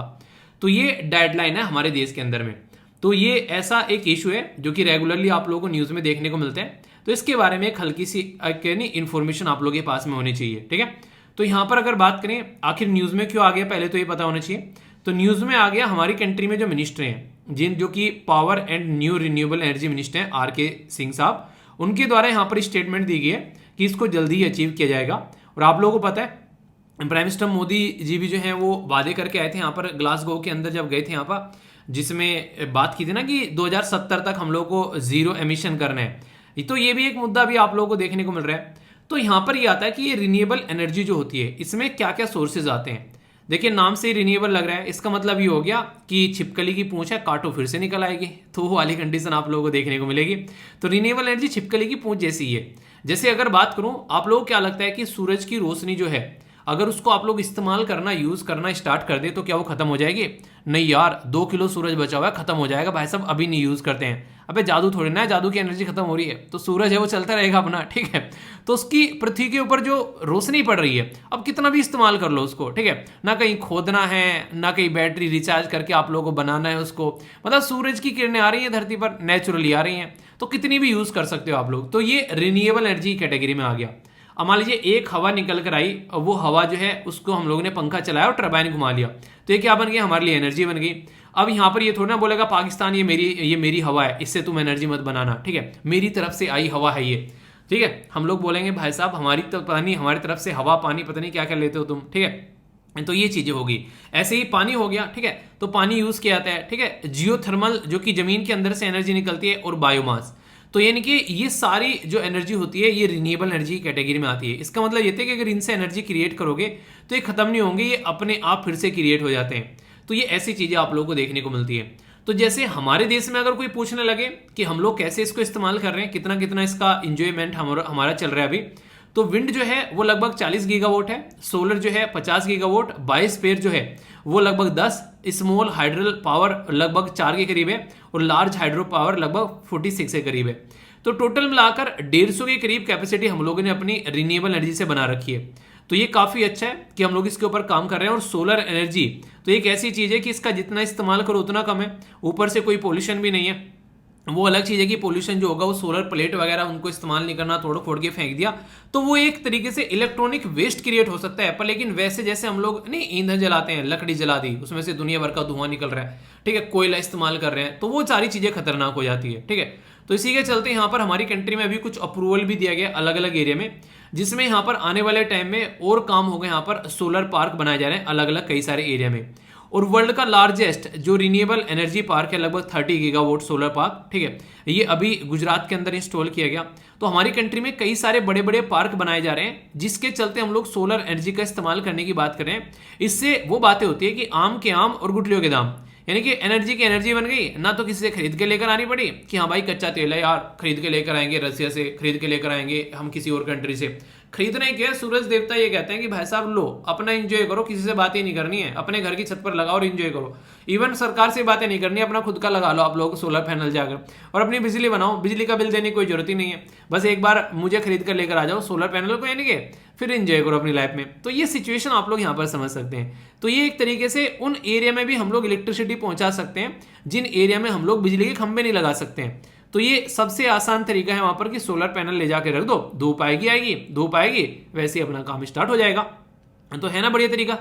फिर भी कटप्पा ने बाहुबली को क्यों मारा, यानी कि फिर भी कोई ना कोई चैलेंज होगा इसके अंदर। तो हाँ बिल्कुल चैलेंज है। तो कटप्पा कौन है यहाँ पर? कटप्पा है यहाँ पर कि हमारी कंट्री के अंदर में जो कैपेसिटी है डोमेस्टिक प्रोडक्शन की वो काफी कम है। अगर बात करें मैन्युफैक्चरिंग कैपेसिटी जो है वो लगभग 15 गीगावाट पर ईयर है, ठीक है, पर लेकिन डोमेस्टिक जो प्रोड्यूस किया जा रहा है वो 3.5 ओनली प्रोड्यूस यहां पर किया जा रहा है, यानी कि प्रॉपर कैपेसिटी का इस्तेमाल नहीं किया जा रहा है जो फोटोवोल्टिक सेल होती हैं। रीजन क्या है? रीजन और भी कई सारे हैं। अगर सबसे बड़ी बात मैं बोलूं कि सिलिकॉन जो इसके अंदर यूज किया जाता है वो इसी के साथ में जो मोस्ट एक्सपेंसिव रॉ मटेरियल ये नॉट मैन्युफैक्चर्ड इन इंडिया, यानी कि बाहर से हम लोग को लाना पड़ता है। 100% सिलिकॉन वेफर जो है हम बाहर से लेकर आते हैं और लगभग 80% जो है वो सेल लेकर आते हैं। तो आप लोग ये बताओ, ये तो बिल्कुल यही वाली बात होगी कि हम लोगों को घर बनाना है अपना और भाई साहब हमारे पास में तो कुछ है ही नहीं है, हमारे पास में ना ईंटें हैं, हमारे पास में ना सीमेंट है, ना लकड़ी के दरवाजे और वो सब चीजें हैं, तो कैसे घर बनेगा? सारी चीजें खरीद कर लेकर आनी पड़ेगी, तो इसलिए घर जो है महंगा लगेगा। कई बार क्या होता है, आप लोगों ने अक्सर ऐसा देखा होगा, अगर घर एक जगह से तोड़े दूसरी जगह पर ले जाकर बनाए तो यार उस घर के किवाड़ यूज कर लिए, एक तरीके सिल्ली गाटर वगैरह वो सारी चीजें यूज कर ली, तो इस तरीके से चीजें चलती है। पर लेकिन अगर सारी चीजें नहीं लानी पड़ जाए तो एक मिडिल क्लास फैमिली को काफी दिक्कत पड़ जाती है। तो वही सिचुएशन आप लोगों को यहाँ पर देखने को मिलती है। तो रॉ मटेरियल जो है जैसे सिलिकॉन एल्यूमिनियम जो है ये काफी इंपॉर्टेंट है यहाँ पर, और ये बाहर से लेकर आना पड़ता है, इंपोर्ट करते हैं 100%। तो ये सबसे बड़ा कटप्पा है यहाँ पर इस पर्टिकुलर एरिया में। तो इसलिए हमारा बाहुबली यानी कि हमारा सोलर एनर्जी सेक्टर जो है वो ढंग से आगे नहीं चल पाता है। कटप्पा को मारने के लिए गवर्नमेंट ने कोई काम किया है? जी हाँ, गवर्नमेंट काम नहीं करेगी तो काम कैसे चलेगा? ऐसे ऐसे कटप्पाओं से गवर्नमेंट ही निपटती है। इसीलिए गवर्नमेंट के द्वारा कई सारी चीजें जो है यहाँ पर प्रोवाइड कराई जाती है। जैसे एक PLI स्कीम है, ये इतनी ज्यादा न्यूज में रही, इसके ऊपर कई क्वेश्चन भी बन गए। फुल फॉर्म बताओ चलो इसकी। इसको बोलते हैं प्रोडक्ट लिंक इंसेंटिव, यानी कि अगर कोई प्रोडक्ट आप लोग बना रहे हैं, जैसे मैं बोलूं कि आप लोग जो है बच्चों को जाकर पढ़ाई जो है करवाना स्टार्ट करो, आप लोग बोलोगे सर किताबें चाहिएगी, मैंने कहा चलो ठीक है इकट्ठा करके पैसे किताबें इकट्ठा करते हैं, फिर सबको जो भी पढ़ाएगा उसको किताबें दे देंगे बच्चों को, ठीक है। तो इस तरीके से क्या हो गया कि सपोर्ट प्रोवाइड करा दिया। तो गवर्नमेंट क्या बोलती है कि तुम्हारा जितना खर्चा आ रहा है यहाँ पर उसमें से कुछ सपोर्ट जो है वो हम प्रोवाइड करा देंगे। जैसे टैक्स मान लीजिए 18% लग रहा है, ठीक है, तो ऐसा करो चलो तुम 12% दे दो, 6% की हम तुमको छूट दे देते हैं यहाँ पर। तो ये एक इंसेंटिव हो गया एक तरीके का, ठीक है। तो इससे सपोर्ट मिल जाता है। डोमेस्टिक कंटेंट रिक्वायरमेंट, अगर डोमेस्टिकली जो चीजें मिल जा रही हैं उनका इस्तेमाल करके बना रहे हैं तो वो भी एक अच्छा रहता है, तो इसके ऊपर ही फोकस किया जाता है, ठीक है। इसी के साथ में बेसिक कस्टम ड्यूटी, जो अगर बात करें imposition basic custom duty on import of solar जो फोटोवोल्टिक होती है, ठीक है, ठीक है, सेल। तो इससे क्या रहता है, गवर्नमेंट के द्वारा अनाउंस किया गया कि बेसिक कस्टम ड्यूटी लगाई जाएगी, ठीक है, ऑन इंपोर्ट, ठीक है। तो ये एक तरीके से यहां पर ये सिचुएशन आप लोगों को देखने को मिल रही है, ताकि अगर अपने ही देश में हम लोग मैन्युफैक्चर करने लगे, बाहर से खरीद के न लेके आए, तो इससे क्या होगा, एक तरीके से उनको क्या करते हैं, एक नहीं डिसइंसेंटिव किया जा रहा है, यानी कि एक तरीके से तुमको कह रहा है कि बाहर से क्यों ला रहे हो, अपने ही देश में खरीदो तुम और अपने देश में बनाओ, ठीक है। तो वाली चीजें मॉडिफाइड स्पेशल इंसेंटिव पैकेज दिए जाते हैं कई बार उन्हें। कई बार मम्मी पापा आप लोगों को, आप लोग बोलते हो कि हाँ ठीक है ये काम करने का मन नहीं कर रहा है, तो चलो ठीक है तुमको आज ना पार्टी देते, बाहर घुमा के लेकर आते हैं, ठीक है। हालांकि सबके जो है इतने खुशनसीबी नहीं होती सबके घरों में कई बार थप्पड़ लगते हैं, पढ़ने का मन नहीं कर रहा है तो, ठीक है। तो एक इंसेंटिव दे देना, तो स्पेशल इकोनॉमिक जोन के अंदर में कई बार, ठीक है, 25% in non special economic zone, 20% in special economic zone, तो कई बार सब्सिडी दी जाती है। सब्सिडी मतलब सपोर्ट काइंड ऑफ चीजें, तो उसमें भी गवर्नमेंट जो है सपोर्ट प्रोवाइड कराने की कोशिश करती है। यानी कि गवर्नमेंट हर जगह आगे निकल कर आती है ताकि एक माहौल बने। तो इससे फायदा क्या होगा, एक तो एनर्जी के ऊपर किसी और के ऊपर डिपेंडेंट नहीं रहेंगे, पहली बात। दूसरी इंपॉर्टेंट बात ये रहेगी, अपने ही देश में हम लोग अपनी चीजें मैन्युफैक्चर कर पा रहे हैं, तो इसी के चलते हम लोग एम्प्लॉयमेंट भी जनरेट कर पा रहे हैं। और एम्प्लॉयमेंट के टाइम पर जब हम लोग पैसा देंगे, किसी को सैलरी देंगे, तो अपने ही देश के लोगों को सैलरी देंगे, उनसे फिर वो कुछ सामान खरीदेंगे, अपने ही देश की इकोनॉमिक एक्टिविटी बढ़ना स्टार्ट होगी, तो अपनी ही इकोनॉमी अर्थव्यवस्था में इंप्रूवमेंट होता हुआ आप लोगों को नजर आएगा। तो ये होता है आम के आम और गुठलियों के दाम, अगर अपने ही देश में अपने ही हिसाब से अपने ही आप काम कर रहे हैं हम लोग। ये काफी इंटरेस्टिंग है और आप लोगों के लिए तो खासकर एग्जाम के लिए तो बहुत ही इंपॉर्टेंट है, क्योंकि एनर्जी ट्रांजिशन इंडेक्स, इसके ऊपर क्वेश्चन पूछे गए हैं कई बार। ये एक तरीका ऐसा इंडेक्स होता है जो कि यहाँ पर गाइड करता है कि देश में पॉलिसी बनाने वाले लोग किस तरीके से अपनी पॉलिसीज बना रहे हैं, कैसे कैसे चीज़ों को आगे लेकर चल रहे हैं, और कैसे एनुअली हर एक कंट्री में किस किस लेवल पर कौन कौन सी एनर्जी कितनी एडिशन उसके अंदर हो रहा है, और काम कौन करता है इसको तैयार करने में। तो वर्ल्ड इकोनॉमिक फोरम जो है यहाँ पर, वो यहाँ पर इसको तैयार करता है। तो ये कई बार क्वेश्चन पूछे जाते हैं इस तरीके से कि हाँ ये किसके द्वारा तैयार किया जाता है। तो ये बेसिक इन्फॉर्मेशन आप लोगों को देखने को मिलती है। तो इसके चलते एक तरीका जो डिसीजन मेकर है, एक कॉम्प्रिहेंसिव ग्लोबल इंडेक्स का पता चलता है कौन कौन कैसे कर रहा है। उन्हें कहते हैं दूसरों की गलतियां सीख कर फिर आगे बढ़ो। यहाँ पर तो उस तरीके से समझ सकते हैं। तो यहाँ पर मैक्रो इकोनॉमी या फिर इंस्टीट्यूशनल, सोशल, जियोपॉलिटिकल, हर एक लेवल पर फिर चीज़ों को कंसिडर किया जाता है और कैसे कैसे एनर्जी को कहाँ पर इस्तेमाल किया जा रहा है वो चीज़ें देखने को मिलती है। इसके बारे में बात करें इंडेक्स में, अगर एशिया के अंदर में, तो मलेशिया आप लोगों को देखने को मिलता है, थाईलैंड, वियतनाम। तो यहाँ पर आप लोगों को ये टॉप कंट्री देखने को मिलेगी। हमारी कंट्री की रैंक जो है वो 87 है, ठीक है, ये आप लोग याद रखते हैं। और वैसे टॉप पर तो ये देश रहते हैं अपना जो अपना लाइफ को एंजॉय करते हैं। पहले पर स्वीडन, नॉर्वे, डेनमार्क, स्विट्जरलैंड। तो ये यहाँ पर आप लोगों का लाइफ स्टाइल जो है ना वो बड़ा ही शानदार नजर आएगा। यानी कि यहाँ पर एजुकेशन के बारे में बात कर लें, हेल्थ के बारे में बात कर लें, यहाँ पर एनर्जी के बारे में यहाँ पर बात कर लें, इनका एक लाइफ स्टाइल बड़ा ही स्टैंडर्ड लेवल का आप लोगों को देखने को मिलता है। इसीलिए इन कंट्रीज को हम लोग डेवलप्ड कंट्री कहते हैं। हमारे देश में भी टारगेट रखा गया ना कि 2047 तक हम लोग अपने देश को डेवलप बनाएंगे। तो वो यहाँ पर ये ऑलरेडी उस कैटेगरी में हैं। इसीलिए आप लोगों ने देखा होगा अक्सर इंडिया से जो लोग हैं वो छोड़ छोड़कर क्या करते हैं कि हाँ यार हम लोग यूएस से जाएंगे, यूरोप जाकर रहेंगे, ठीक है। अभी तो ऐसी भी न्यूज़ आ रही थी कि जो यूएसए के लोग छोड़ छोड़कर यूरोप में जाने लगे। और ये सारी कंट्री कहाँ पर है, ये आप लोगों को मैक्सिमम आप लोगों को यूरोप में देखने को मिलेगी, ठीक है। तो इस तरीके से आप लोग समझ सकते हैं क्योंकि यूरोप ज्यादा बेटर लाइफ स्टाइल लीड करता है एज कंपेयर टू दुनिया में। अगर कहीं भी आप लोग जाओगे तो वहां पर आप लोगों को सबसे ज्यादा शानदार तरीके से जिंदगी लोग जीते हुए नजर आएंगे। इसीलिए लोग ललचाते हैं कि यार कम से कम यहां पर जाके रहने का मौका मिले तो हम लोग रहें। हमारे देश के दुनिया भर के लोग अभी देश छोड़कर गए, आप लोगों ने देखा होगा। तो अलग अलग देश में जाकर लोग बस रहे हैं, ये भी आप लोग यहां से समझ सकते हैं। ये तो इसके ऊपर पूरी राम कथा हो गई जो मैंने आप लोगों को यहाँ पर सुनाई कि हाँ क्या क्या चीजें हैं, क्या क्या प्रॉब्लम है, कहाँ कहाँ से कैसे हम लोग इसको निकाल कर लेकर आ पा रहे हैं। अब इंपॉर्टेंट क्वेश्चन यहाँ पर यूपीएससी के द्वारा पूछा गया 2017 में, और डोमेस्टिक कंटेंट रिक्वायरमेंट के बारे में यहाँ पर पूछा गया कि domestic content requirement sometimes seen in the news with reference to. तो किसके रेफरेंस में यहाँ पर ये पूछा गया।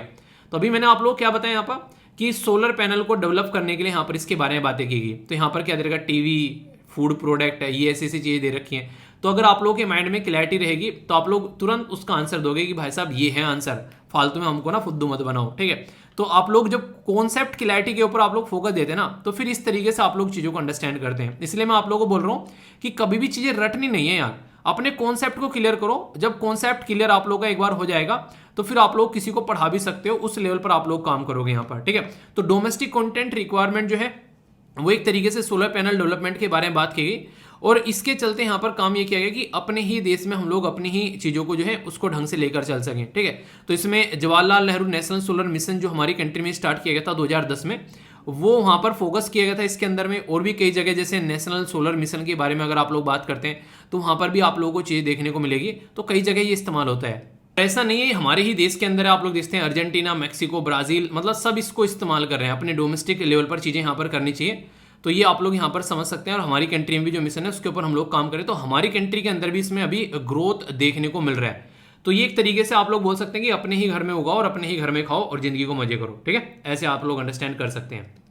इंटरेस्टिंग क्वेश्चन है, वर्ल्ड में लार्जेस्ट रिन्यूएबल एनर्जी पार्क जो है वो 30 गीगावाट का सोलर एनर्जी जो प्रोजेक्ट है यहाँ पर वो इंस्टॉल करने की बात की गई यहाँ पर किस कंट्री के द्वारा, ठीक है। तो इंडिया के द्वारा यहाँ पर बात की जा रही है, चाइना के द्वारा, यूएसए के द्वारा, नॉर्वे के द्वारा। तो सही आंसर यहाँ पर क्या है, तो मैंने अभी आप लोगों को यहाँ पर डिस्कस किया था वो, तो कोई भी कंफ्यूजन आप लोगों को नहीं होना चाहिए कि हमारे देश में यहाँ पर बात की जा रही है। तो हमारे ही देश में आप लोगों को इंटरनेशनल सोलर अलायंस आप लोगों को देखने को मिलता है, ठीक है। तो जो इंटरनेशनल सोलर अलायंस है उसका हेडक्वार्टर बताइए जरा कहाँ पर है, तो ये भी आप लोगों को पता होना चाहिए। तो वर्ल्ड का सबसे बड़ा यहाँ पर ये इंस्टॉल किया जा रहा है। तो ये बेसिक चीजें हैं यार, कल को क्वेश्चन पूछे डायरेक्ट तो आप लोगों के माइंड में इनको लेकर क्लैरिटी रखनी है। तो आंसर क्या हो गया, आंसर यहाँ पर इसका ए हो गया, ठीक है। तो कोई भी डाउट हो तो बताना जरूर, फीडबैक देकर जाया करो। जो भी आप लोगों को लगता है सही या फिर गलत तो उसको आप लोग अच्छे से पार्टिसिपेट किया करो, ओके। दोस्तों यहाँ पर मैं आप लोगों से बात करूंगा एक स्कीम के बारे में। जैसा कि डेली लगभग हम लोग एक स्कीम भी कवर कर लेते हैं, तो यहाँ पर एक पर्टिकुलर प्रोग्राम है जिसको बोला जा रहा है green tug transition programme. Green टंग ट्रांजिशन प्रोग्राम जो है GTTP है। और ये किस मिनिस्ट्री का है, ये एक इंटरेस्टिंग क्वेश्चन बनता है। तो union minister of port, shipping and waterways का आप लोगों को ये प्रोग्राम देखने को मिलेगा। ग्रीन टग जो होता है बेसिकली कोई ऐसा सिस्टम होता है जो बड़े जहाज को खींचने या धकेलने का काम यहाँ पर करता है। अभी यहाँ पर इसको टग बोलते हैं, तो टग बोट भी बोलते हैं कि हाँ चलो ये जहाज को लगाकर वहाँ पर ठिकाने लगा दिया, खींचकर वहाँ पर ले गए, तो ये काम इसके द्वारा किया जाता है। अब इंपॉर्टेंट मुद्दा क्या है, इंपॉर्टेंट मुद्दा है कि ग्रीन टग जो है ये ट्रांजिशन प्रोग्राम जिसको यहाँ पर बोला गया है, ये अभी union minister of port, shipping and waterways जो है वो कह रहा है कि इसके अंदर में हम लोग ग्रीन ईंधन को यूज किया जाएगा इस टग्स के अंदर में, और उसको ट्रांजिशन प्रोग्राम यहाँ पर बोला गया है। सबसे पहले तो यहाँ पर आप लोगों को देखने को मिलेगा इसके अंदर में जैसे कि मेथेनॉल हो गया, अमोनिया हो गया, हाइड्रोजन हो गया, ये ऐसे ईंधन यूज किए जाएंगे, ना कि आप लोगों को फोसिल फ्यूल वाले ईंधन यूज किए जाएंगे। तो नॉन फोसिल फ्यूल यानी कि पेट्रोल, डीजल, वो सारी चीज इस्तेमाल नहीं किए जाएंगे। तो इसको इंप्लीमेंट किया जा रहा है ताकि जो इन्वायरमेंट जो है वो थोड़ा सा सही रहे, और इसको इंप्लीमेंट किया जा रहा है पहली बार देश के अंदर में। तो national centre for excellence in green port and shipping ये यहाँ पर अभी इनोग्रेट किया गया गुरुग्राम, हरियाणा के अंदर में। तो नॉर्मली ऐसे क्वेश्चन जब आते हैं तो स्टेटमेंट में देते हैं आप लोगों को कोई ना कोई कोस्टल एरिया होगा यार, ठीक है, आंध्र प्रदेश, तमिलनाडु, केरला, गुजरात, ठीक है, वेस्ट बंगाल, पर लेकिन आ गया हरियाणा, तो कोई सोच भी नहीं सकता कि यार ऐसा कुछ हरियाणा के अंदर होगा। तो इसलिए क्वेश्चन ऐसे इंपॉर्टेंट हो जाते हैं क्योंकि ये थोड़े से एक्सेप्शनल आप लोगों के लिए बन जाते हैं। तो जो यहाँ पर ग्रीन टग ट्रांजिशन प्रोग्राम है ये लॉन्च किया गया, आप लोग समझ सकते हैं, और बात की जा रही है कि अभी यहाँ पर लॉन्च किया गया, आने वाले टाइम पर जो भी ऑल मेजर पोर्ट हैं देश के अंदर में उनमें सब में इसको कवर किया जाएगा। टोटल मेजर पोर्ट कितने हैं, 12 या फिर 13, ये आप लोग बताइए, देखता हूँ कौन सी आंसर देता है। ये थोड़ा सा इंटरेस्टिंग क्वेश्चन है, जाकर सर्च करना। तो यहाँ पर 2025 तक सबको बोला जाएगा कि ग्रीन बनाया जा रहा है, तो इसके लिए नोडल जो एंटिटी है वो क्या है, वो national centre for excellence in green port and shipping, ये यहाँ पर इसको इंप्लीमेंट करेगी। और कहीं ना कहीं इंडिया का एम है, यानी कि हमारे देश का टारगेट है कि global hub for green shipping को यहाँ पर हम लोग लेकर आए 2030 तक का, जिसके ऊपर हमारा टारगेट है। ग्रीन टग ट्रांजिशन प्रोग्राम इसी और हमारा बढ़ता हुआ एक कदम आप लोग बोल सकते हैं। तो ग्रीन जो यहाँ पर हाइब्रिड जो टग है, अभी यहाँ पर जो पावर किए जाते हैं ग्रीन हाइब्रिड प्रपल्सन जो सिस्टम होता है उसके थ्रू, और अभी यहाँ पर आने वाले टाइम में हम लोग क्या कर रहे हैं, इसको और ज़्यादा ग्रीन बनाने की कोशिश कर रहे हैं। बोला जा रहा है कि at least 50% old tugs likely to convert into green tug by 2030। तो ये टग यानी कि जो खींचने और लाने ले जाने का काम करते हैं, एटलीस्ट उनके अंदर तो हम लोग ग्रीन ईंधन को ही इस्तेमाल कर सकते हैं।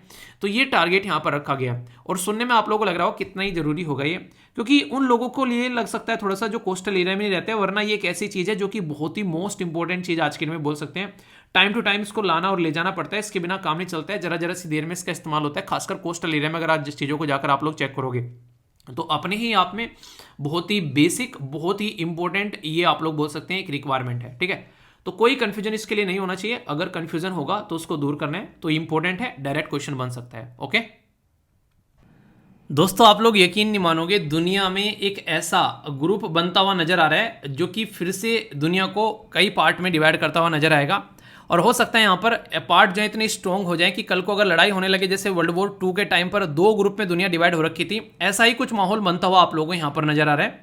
एक साइड में चाइना और रशिया के साथ में मिलते हुए देश, जो कि यहाँ पर संघाई कोऑपरेशन ऑर्गेनाइजेशन का एक ग्रुप बनता हुआ नजर आ रहा है, जिसमें वो सारे देश पार्टिसिपेट कर रहे हैं जो कि कहीं ना कहीं डायरेक्ट और इनडायरेक्ट वे में वेस्टर्न वर्ल्ड के साथ में ज़्यादा ताल्लुकात नहीं रखते हैं। हालांकि उसमें ऐसे भी देश हैं जो ताल्लुकात रखते हैं, और वो हम हैं, ठीक है, बाजीराव सिंघम।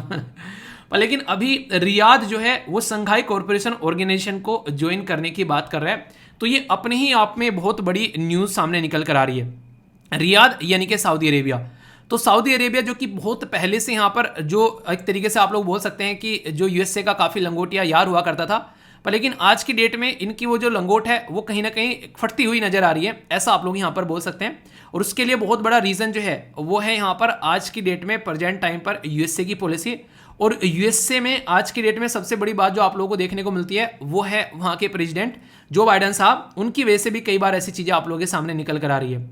आखिर मुद्दा क्या है, अभी हम लोग यहाँ पर बात करेंगे काफ़ी अच्छे से। जब इसने बोला संघाई कॉरपोरेशन ऑर्गेनाइजेशन ज्वाइन करने की बात की जा रही है, तो संघाई कॉरपोरेशन ऑर्गेनाइजेशन एक ऐसा ग्रुप है जो कि काफ़ी पहले बनाया गया था। काफ़ी पहले मतलब ये बनाया गया था 2001 में।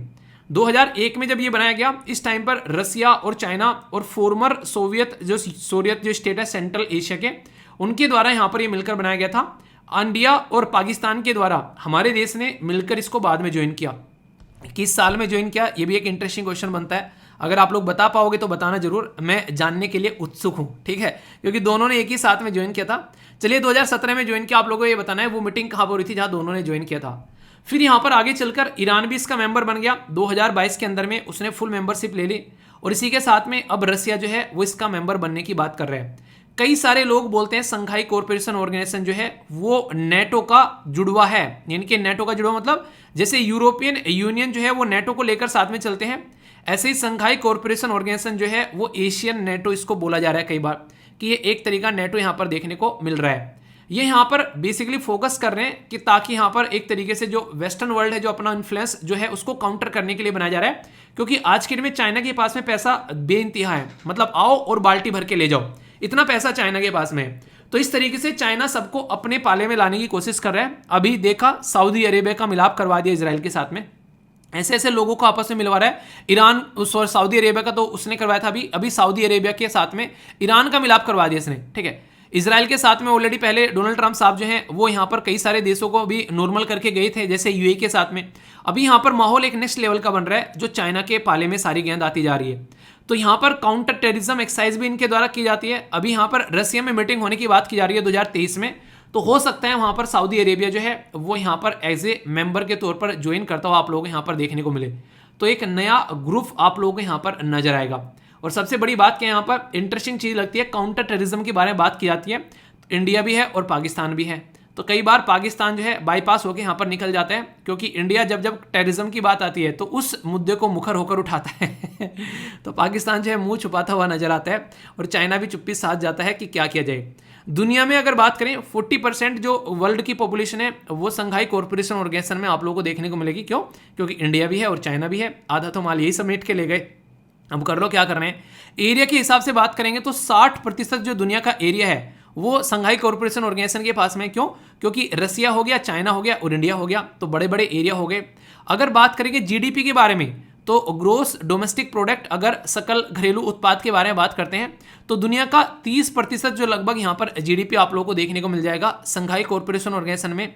तो एक बहुत ही पावरफुल ग्रुप है, हवाबाजी में नहीं बोल सकते आप लोग इस ग्रुप को। और इसके अंदर में अब ऐसे ऐसे देश जुड़ते जा रहे हैं, तो ये कहीं ना कहीं आप लोग वेस्टर्न वर्ल्ड, जो कि उनको लगता है कि जयशंकर साहब के द्वारा बड़ी प्यारी स्टेटमेंट बोली गई कि यूरोपियन देशों को ऐसा लगता है और अमेरिकन देशों को कि उनकी जो प्रॉब्लम है वो तो दुनिया की प्रॉब्लम है, पर लेकिन दुनिया में जो प्रॉब्लम चल रही है वो उनकी प्रॉब्लम नहीं है।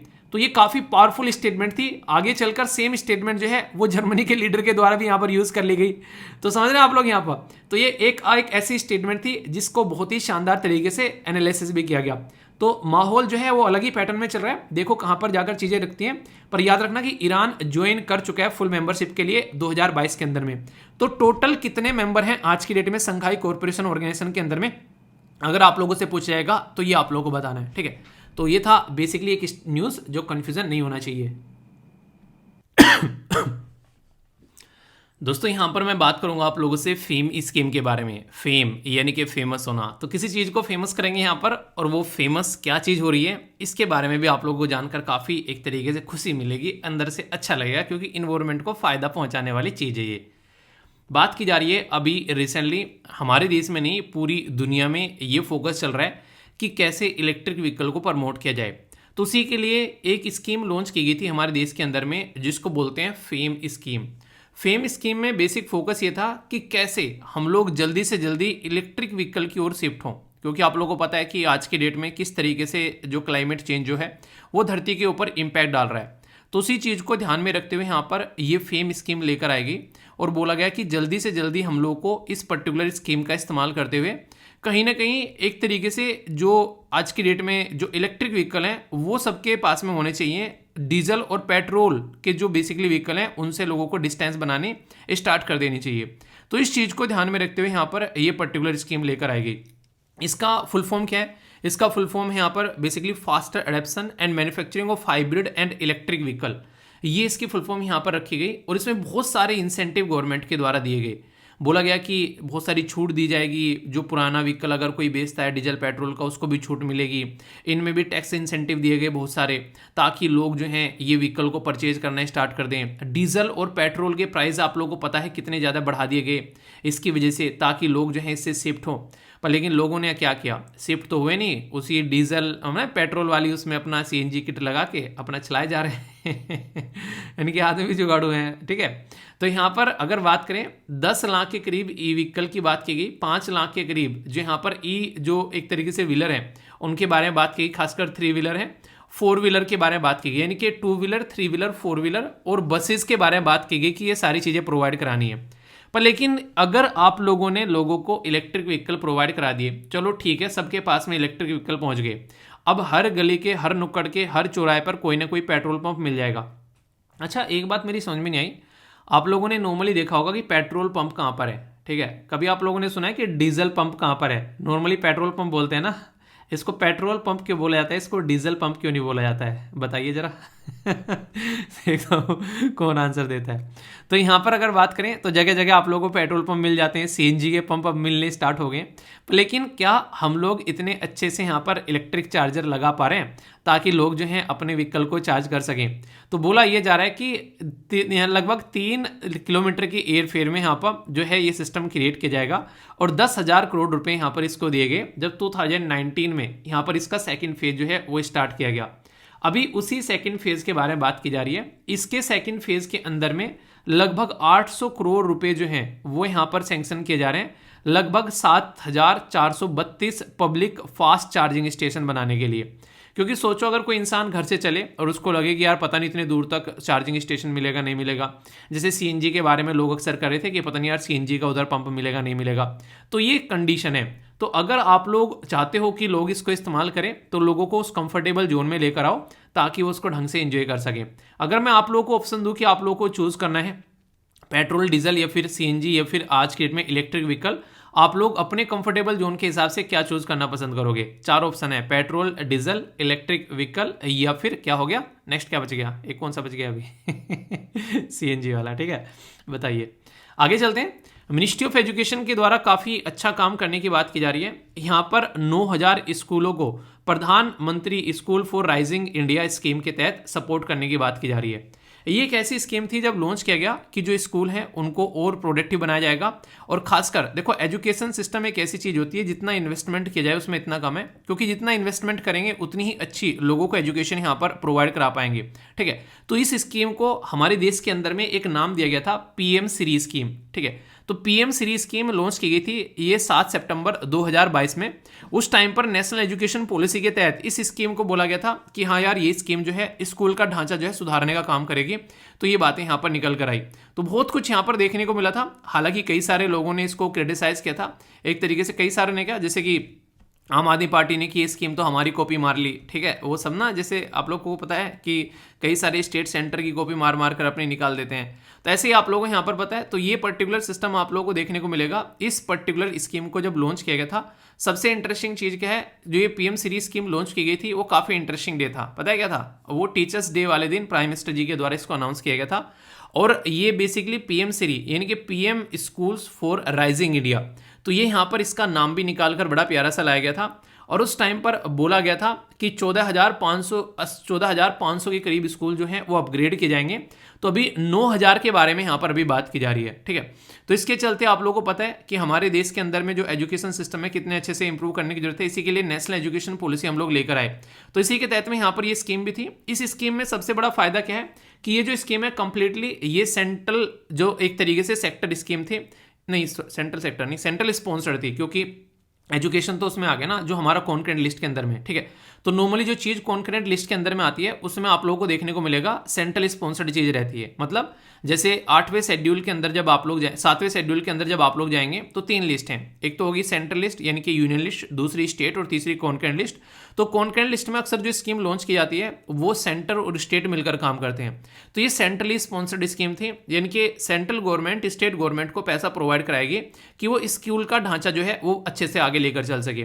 जैसे नहीं नेशनल एजुकेशन पॉलिसी जो लेकर आएगी तो यहाँ पर उसमें सबको मिलाकर साथ में लेकर चलने वाली बात है, वरना अकेले क्या ही कर पाएंगे। तो उसके लिए यहाँ पर ये पीएम श्री स्कीम थी। तो एक स्कीम भी आप लोगों की मैंने कवर करा दी, क्या पर्टिकुलर पर्पज है, कब लाई गई, क्यों लॉन्च की गई। तो यहाँ से क्वेश्चन भी आप लोगों के बन जाते हैं, ठीक है। थोड़ा सा आइडिया रखिएगा इसके बारे में, कोई कंफ्यूजन कोई डाउट नहीं होना चाहिए। आगे बात करते हैं न्यू इंडिया लिटरेसी प्रोग्राम। ये कि काफ़ी इंटरेस्टिंग यहाँ पर लॉन्च किया गया था। Basically 5 crore non literary age, जो कि 15 साल अगर बात करें एज ऑफ द 15 ईयर और अबोव, इस लोगों को यहाँ पर एक तरीके से सपोर्ट प्रोवाइड कराने के लिए यहाँ पर ये प्रोग्राम लॉन्च किया गया। इससे भी काफ़ी फायदा देखने को मिलेगा आने वाले टाइम में। तो ये भी एजुकेशन को इंप्रूव करने की बात की जा रही है। ऐसे ही यहाँ पर एक और छोटी सी न्यूज़ है जिसमें बात की जा रही है इंडिया के अंदर में 1275 रेलवे स्टेशन को अपग्रेड किया जाएगा। एक इंटरेस्टिंग चीज़ बताऊँ, अगर आसपास वाले रेलवे स्टेशन अगर आप लोग देखोगे किसी ऐसी बहुत ही मॉडर्न सिटी से अगर आप लोग नहीं आते हैं तो अलग बात है, वरना आप लोगों के जो स्टेशन है अक्सर आप लोगों को देखने को मिलेंगे इतने पुराने हैं कि वो अंग्रेजों के द्वारा बनाए गए हैं। ठीक है, तो उनको डेवलप करने की बात की जा रही है। तो गवर्नमेंट के द्वारा आइडेंटिफाई किया जा रहा है और चीज़ों को डेवलप करने की बात की जा रही है। तो यहाँ पर अब अपग्रेडेशन चीज़ों में देखने को मिल रहा है। तो ये अभी यहाँ पर रेलवे स्टेशन को अपग्रेड करने की बात की जा रही है। अभी ईट राइट मूवमेंट चलाए जा रहे थे वहाँ पर, उसके चलते भी कि रेलवे स्टेशन पर एटलीस्ट खाना तो अच्छा मिले यार लोगों को। ठीक है, वरना इतना एक तरीके से माहौल ख़राब रहता था जिसकी कुछ हद नहीं है, बदबू आती रहती थी कई बार वहीं पर ही, मतलब सब कुछ बिखरा रहता था। अब थोड़ी सी प्रोडक्टिविटी बढ़ गई है, खासकर मेट्रो के हिसाब से भी लोग बहुत सारे काम कर रहे हैं, जैसे मेट्रो में प्रॉपर एक स्टॉल देखने को मिलता है काइंड ऑफ। ठीक है, आगे बात करते हैं। पहली G20 disaster risk reduction working group की जो मीटिंग है ये गांधीनगर में आप लोगों को देखने को मिल रही है। तो ये भी एक इंटरेस्टिंग और इंपॉर्टेंट क्वेश्चन हो जाता है। ठीक है, तो यहाँ पर जैसे कि ये याद रखिए, तो फेम हो गया और PM श्री बहुत इंपॉर्टेंट है, एटलीस्ट इनको आप लोग याद रखिएगा, भूलना नहीं है। ओके दोस्तों, ये जो न्यूज़ है यहाँ पर ये बात करेगी वल्चर के बारे में। वल्चर को हिंदी में आप लोग गिद्ध बोलते हैं, और ये जो पिक्चर आप लोग को इस वल्चर की यहाँ पर देखने को मिल रही है ये है यूरोपियन वल्चर है, जिसको यहाँ पर गिफ्ट वल्चर के नाम से आप लोग जानते हो, गिफ्ट वल्चर। तो ये रिसेंटली अभी देखने को मिला है अरावली जो बायोडाइवर्सिटी पार्क है दिल्ली के अंदर में, वहाँ पर इसको नोटिस किया गया है। तो इसकी वजह से ये न्यूज़ में है, यानी कि जब किसी लंबी दूरी को तय कर कर कोई पर्टिकुलर पक्षी जो है किसी ऐसे एरिया में आ जाता है जहाँ पर उसको एक्सपेक्ट नहीं किया जा रहा है, तो यहाँ पर फिर आप लोगों को ऐसी चीज़ देखने को मिलती है। वल्चर एक ऐसा प्राणी है जो कि धरती पर गंदगी को साफ करने के लिए माना जाता है, इसलिए यहाँ पर इसको एक सफाई कर्मचारी के तरीके से भी देखते हैं, क्योंकि सड़ा गला मांस जो भी है धरती पर उनको सबको ये साफ करता है खाकर। ये वल्चर आप लोगों को देखने को मिलेगा। बाज में और वल्चर में एक डिफरेंस आप लोग समझिएगा। बाज कभी भी सड़ा गला मांस नहीं खाता है, अपने आप खुद से शिकार करता है और उसी को खाता है, जबकि ये क्या करते हैं, ये सड़ा गला मांस खाते हैं, जो भी पड़ा हुआ इनको मिल जाता है उसके आसपास ये आप लोगों को एक तरीके से मंडराते हुए नजर आते हैं। पर रिसेंटली इनकी संख्या जो है काफ़ी कम हो गई थी। जो भी पशुओं के अंदर में एंटीबायोटिक हम लोग यूज़ करते थे उसकी वजह से यहाँ पर इनकी जो संख्या घटने स्टार्ट हो गई, ये मरने स्टार्ट हो गए, इनके हार्ट फेल वगैरह होने स्टार्ट हो गए, तो बहुत सारी दिक्कतें देखने को मिली। पर फिर से इनकी संख्या जो है बढ़ रही है। अभी एक रेयर ये जैसे मैंने बोला यूरेशियन, तो यूरोप और एशिया में पाया जाता है। तो गिफ्ट जो वल्चर है ये भी आप लोगों को देखने को मिल रहे हैं यहाँ पर, और दिल्ली के अंदर इसको एक्सपोर्ट किया गया है, तो ये काफ़ी बड़ी बात है। इसको अगर आप लोग बात करेंगे तो ये ओल्ड जो एक तरीके से ओल्ड वर्ल्ड वल्चर आप लोग इसको बोल सकते हैं, जो कि लार्जेस्ट ओल्ड वर्ल्ड वल्चर है। और अपनी फैमिली में आप लोग यहाँ पर जो इसकी पर्टिकुलर फैमिली है, उन्हें कहते हैं पर्टिकुलर परिवार। जब कहते हैं कि किस परिवार से आता है, अक्सर गांव में आप लोगों ने देखा होगा कि कौन से परिवार से ये पर्टिकुलर पर्सन आता है, तो उसी परिवार का नाम भी कई बार आप लोगों से पूछा जाता है। तो इसके परिवार का नाम भी आप लोग याद रख सकते हैं, इसको बोलते हैं एक्सेबिट्रेडे। ठीक है, तो जो यहाँ पर आप लोगों को देखने को मिल रहा है, और इसी के साथ में जिप्स फुलवर्स, ये यहाँ पर इसका साइंटिफिक नेम भी आप लोगों को देखने को मिलेगा। तो ये आप लोगों को नॉर्मली यूरोप में सेकंड लार्जेस्ट बर्ड के तरीके से भी देखा जाता है। वैसे जैसे मैंने बोला यूरेशियन, तो वर्ड ही काफी इंपॉर्टेंट है, कई सारे जो बच्चे हैं उनको समझ में नहीं आता है। इसको बोलते हैं यूरोप, यानी कि जो यूरोप का एरिया है, प्लस एशिया यानी कि यूरेशिया। मतलब क्या हो गया इसका मतलब, सीधा सीधा ये हो गया कि जो यूरोप वाला रीजन है ये यहाँ भी पाया जाता है, और जो एशिया वाला रीजन है ये यहाँ भी पाया जाता है। जो कंट्री दोनों कॉन्टिनेंट के अंदर देखने को मिलती हैं, जैसे आप लोग जब बोलते हैं रसिया को, तो रसिया एक यूरेशियन कंट्री है, यानी कि उसका मैक्सिमम जो लैंड वाला एरिया है वो आप लोगों को एशिया में देखने को मिलेगा, पर मैक्सिमम जो पॉपुलेशन उसकी पाई जाती है वो यूरोप में रहती है। तो यानी कि मैक्सिमम लोग इस एरिया में पाए जाते हैं जो यूरोप के अंदर आता है, तो इसको अक्सर यूरेशियन कंट्री के नाम से भी हम लोग जानते हैं। तो ये जो बेसिकली हम लोग गिद्ध के बारे में बात कर रहे हैं, इसके साथ भी आप लोग इसको कनेक्ट करके देख सकते हैं। ये middle east, north Africa, Europe और इसी के साथ में इंडिया। तो यहाँ पर आप लोग देखते हैं ये अगर बात करें पोर्चुगल, स्पेन, यानी कि ये वेरी लार्ज रेंज में आप लोगों को यहाँ पर देखने को मिलेगा, और इधर उधर भटकता हुआ भी नजर आता है। मोस्ट कॉमनली जो पाया जाता है ये मेडिटेरेनियन एरिया में पाया जाता है और इसकी खस्ता हालत हो रखी है। अगर IUCN यानी कि international union for conservation of nature के बारे में बात करें तो ये एक तरीके से लीस्ट कंसर्न, मतलब ठीक ठीक है, खस्ता तो नहीं बहुत ज़्यादा बोल सकते, पर लीस्ट कंसर्न की कैटेगरी में है, ठीक है। तो यहाँ पर एक तरीके से फिर भी कंसर्न वर्ड लगने का मतलब है कि इनके ऊपर गौर देने की जरूरत है, गौर फरमाने की जरूरत है। इसलिए यहाँ पर बात करते हैं कि जो भी यहाँ पर वल्चर वगैरह होते हैं उनको ध्यान रखना पड़ेगा। बहुत सारे वल्चर अभी खत्म होते हुए नजर आए, पहले दिख जाते थे, अभी नहीं दिखते हैं, तो इसके ऊपर भी कई सारी स्टडी की जाती है, ठीक है। तो बेसिक है, इंपॉर्टेंट है, कंफ्यूजन नहीं होना चाहिए। दोस्तों कुछ नया जानने को मिलेगा आप लोगों को इस पर्टिकुलर न्यूज़ के अंदर में। यहाँ पर अभी बात की जा रही है, जो रिसर्चर हैं उन्होंने रिसर्च की स्टडी की, मतलब रिसर्च स्टडी क्या कि कोई जा रहा होगा घूमने के लिए कहीं पानी में उन्हें कहते हैं एक तरीके से कहीं घूमने जा रहे थे, भाई साहब ये मिल गया, और मिला भी खतरनाक चीज़ है, अभी देखने को मिलेगा। इसको बोलते हैं मोरे इल, ठीक है। तो मोरे इल जो आप लोगों को यहाँ पर देखने को मिला है, ये कहाँ पर देखने को मिला है, ये काफ़ी इंटरेस्टिंग नाम है यहाँ पर। इसको बोला गया यहाँ पर बेसिकली कुडालोर जो फिश जो एक तरीके से एरिया है यहाँ पर, सॉरी कुडालोर फिश एरिया जो आप लोगों को देखने को मिलेगा, ये है यहाँ पर, कहाँ पर, ये है मुद्दासलोदाई जो फिशिंग सेंटर है, बेसिकली कहाँ पर है ये आप लोगों को, ये काफ़ी इंटरेस्टिंग क्वेश्चन बनता है, ठीक है। ये पूरा का पूरा जो एरिया मैंने बोला है ये कहाँ पर है, ये तमिलनाडु के अंदर आप लोगों को देखने को मिलेगा। तो यहाँ पर क्या पाया गया है, ये पाया गया है। अब आप लोगों को देखकर कैसा लग रहा है, क्या है ये, तो इससे थोड़ा सा आप लोगों को चीज़ें जानने को मिलेगी। कई बार ऐसे डिफरेंट सी जब स्पीसीज कोई सामने निकल कर आती है तो उसके बारे में अक्सर क्वेश्चन पूछ ले जाते हैं, ठीक है। इसको बोलते हैं मोरे इल, ठीक है, मोरे इल। और मोरे इल भी ये दो तरीके का आप लोगों को देखने को मिलेगा। दो तरीका मतलब एक तो होता है जो कि आप लोगों को दो तरीके में, एक तो होता है जो कि खासकर जिसका जबड़ा होता है यानी कि चीज़ों को चबा के खाता है, और एक ऐसा होता है जो कि ऐसा का है ऐसा ही सामान को निगल जाता है। तो दो तरीके के यहाँ पर बेसिकली इनके बारे में स्टडी की जा रही है, तो दो तरीके के देखने को मिल रहे हैं। और सबसे इंटरेस्टिंग चीज़ है, नॉर्मली या तो कोई फिश या फिर कुछ ऐसी चीज़ें तो फ्रेश वाटर में पाई जाती है या फिर वो सोल्ट वाटर में पाई जाती है। ये भाई साहब जो है दोनों जगह पाए जाते हैं, ठीक है। यानी कि हम जो है अपुंज जो है वो दोनों जगह आप लोगों को देखने को मिलेगा। तो इसकी वजह से ये और ज़्यादा न्यूज़ में है। अभी जो न्यूली डिस्कवर यहाँ पर की गई है तमिलनाडु के कोस्ट पर, यहाँ पर आप लोगों को देखने को मिलेगी जो स्पीसीज डिस्कवर की गई है, तो ये मोरे, इसको ब्राउन मोरे भी बेसिकली यहाँ पर बोला जा रहा है, ठीक है। और तमिलनाडु के कोस्ट पर मिली है, तो इसका नाम जब रखा गया उसमें भी आप लोगों को तमिल शब्द यूज देखने को मिलेगा। नाम आप लोग यहाँ पर देखते हैं, नाम क्या दिया गया है, इसको दिया गया जेमेंथोरेक्स, ये है तमिलनाडुसिस, ठीक है। तो आप लोग यहाँ पर इस तरीके से नाम यहाँ पर देखते हैं, तो तमिल वर्ड यहाँ पर यूज कर लिया गया है। तो ऐसे क्वेश्चन भी आप लोगों से बन जाया करते हैं। तो तमिलनाडु में देखने को मिले यहाँ पर दो हैं, इसमें एक तो जबड़ा रहता है और दूसरा ऐसे निकल कर जो है काम करते हैं अपना ये। तो कुछ इस तरीका पैटर्न आप लोगों को देखने को मिलेगा।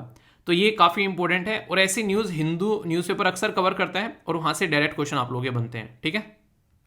एक और प्यारी सी क्यूट सी यहाँ पर एक कुछ ऐसी स्पीसीज आप लोगों को यहाँ पर देखने को मिल रही है। तो अभी साइंटिस्ट के द्वारा इसको भी यहाँ पर देखने को मिला, इसको सी स्लग बोला गया है। ये विशाखापत्तनम आंध्र प्रदेश वाले रीजन में आप लोगों को यहाँ पर देखने को मिलेगी। ये पर्टिकुलर ऐसा आप लोग देखते हैं, तो ये काफ़ी इंटरेस्टिंग है, देखने में कितना क्यूट सा लग रहा है यहाँ पर ये जो भी है, ठीक है। अगर बात करें इसके बारे में कुछ बेसिक इन्फॉर्मेशन, तो रिसेंटली विशाखापत्तनम में आप लोगों को देखने को मिल रहा है सी स्लग जो है ये बिलोंग करता है किससे, इसको बोला गया यहाँ पर फाइलम मोस्टलकस, ठीक है। और इसी के साथ में जो नेक्स्ट शब्द है यहाँ पर ये बोला गया क्लास गैस्ट्रोपोडा, ठीक है। तो यहाँ पर इस पर्टिकुलर फैमिली से आप लोग बोल सकते हैं ये बिलोंग करता है। और ये एक तरीके से स्नेल यानी कि घेंगा नहीं होता है, घेंगे के तरीके का देखने को मिल रहा है थोड़ा सा। अगर आप लोग ध्यान से देखोगे, घेंगा किस किस ने देखा है, छोटा सा होता है जो एक तरीके से नहीं, जो कई बार देखा होगा आप लोगों ने, नोटिस किया होगा, कई बार कई सारी वीडियोस में भी दिखाया जाता है। तो सी स्लग जो है ये एक तरीके से सी के अंदर में पाया जाता है नॉर्मली। और इसको जो ये आप लोगों को ऐसा नहीं कि देखो कई बार क्वेश्चन क्या बनते हैं कि ये पानी के अंदर पाया जाता है, पर लेकिन जो मेंढक है वो पानी के अंदर ही पाया जाता है और मेंढक जो है जमीन पर भी पाया जाता है। ऐसे ही ये जमीन पर और पानी के अंदर दोनों जगह आप लोगों को यहाँ पर देखने को मिल जाता है, ठीक है। तो ये काफ़ी इंटरेस्टिंग चीज़ हो जाती है, यहाँ पर स्टेटमेंट बनाने के लिए यहाँ पर काम पर आ जाता है। तो ये काफ़ी इंपॉर्टेंट है यहाँ पर, अगर क्वेश्चन बने तो यहाँ पर कहीं ना कहीं एक तरीके से जो ये मेनली जो फीड करते हैं, जो एल्गी नहीं होती, जो काई होती है, जैसे यहाँ पर जो काई वगैरह लगी होती है उससे ये फीड करते हैं। तो ये एक तरीके से कहीं ना कहीं आप लोग बोल सकते हैं इस तरीके पैटर्न के साथ में जब कनेक्ट करके देखते हैं तो usually seen in large number of their and algal Bloom जहाँ पर देखने को मिलेगा वहाँ पर ये आप लोगों को नजर आ जाएंगे। तो ऐसा आप लोग यहाँ पर बोल सकते हैं, ठीक है।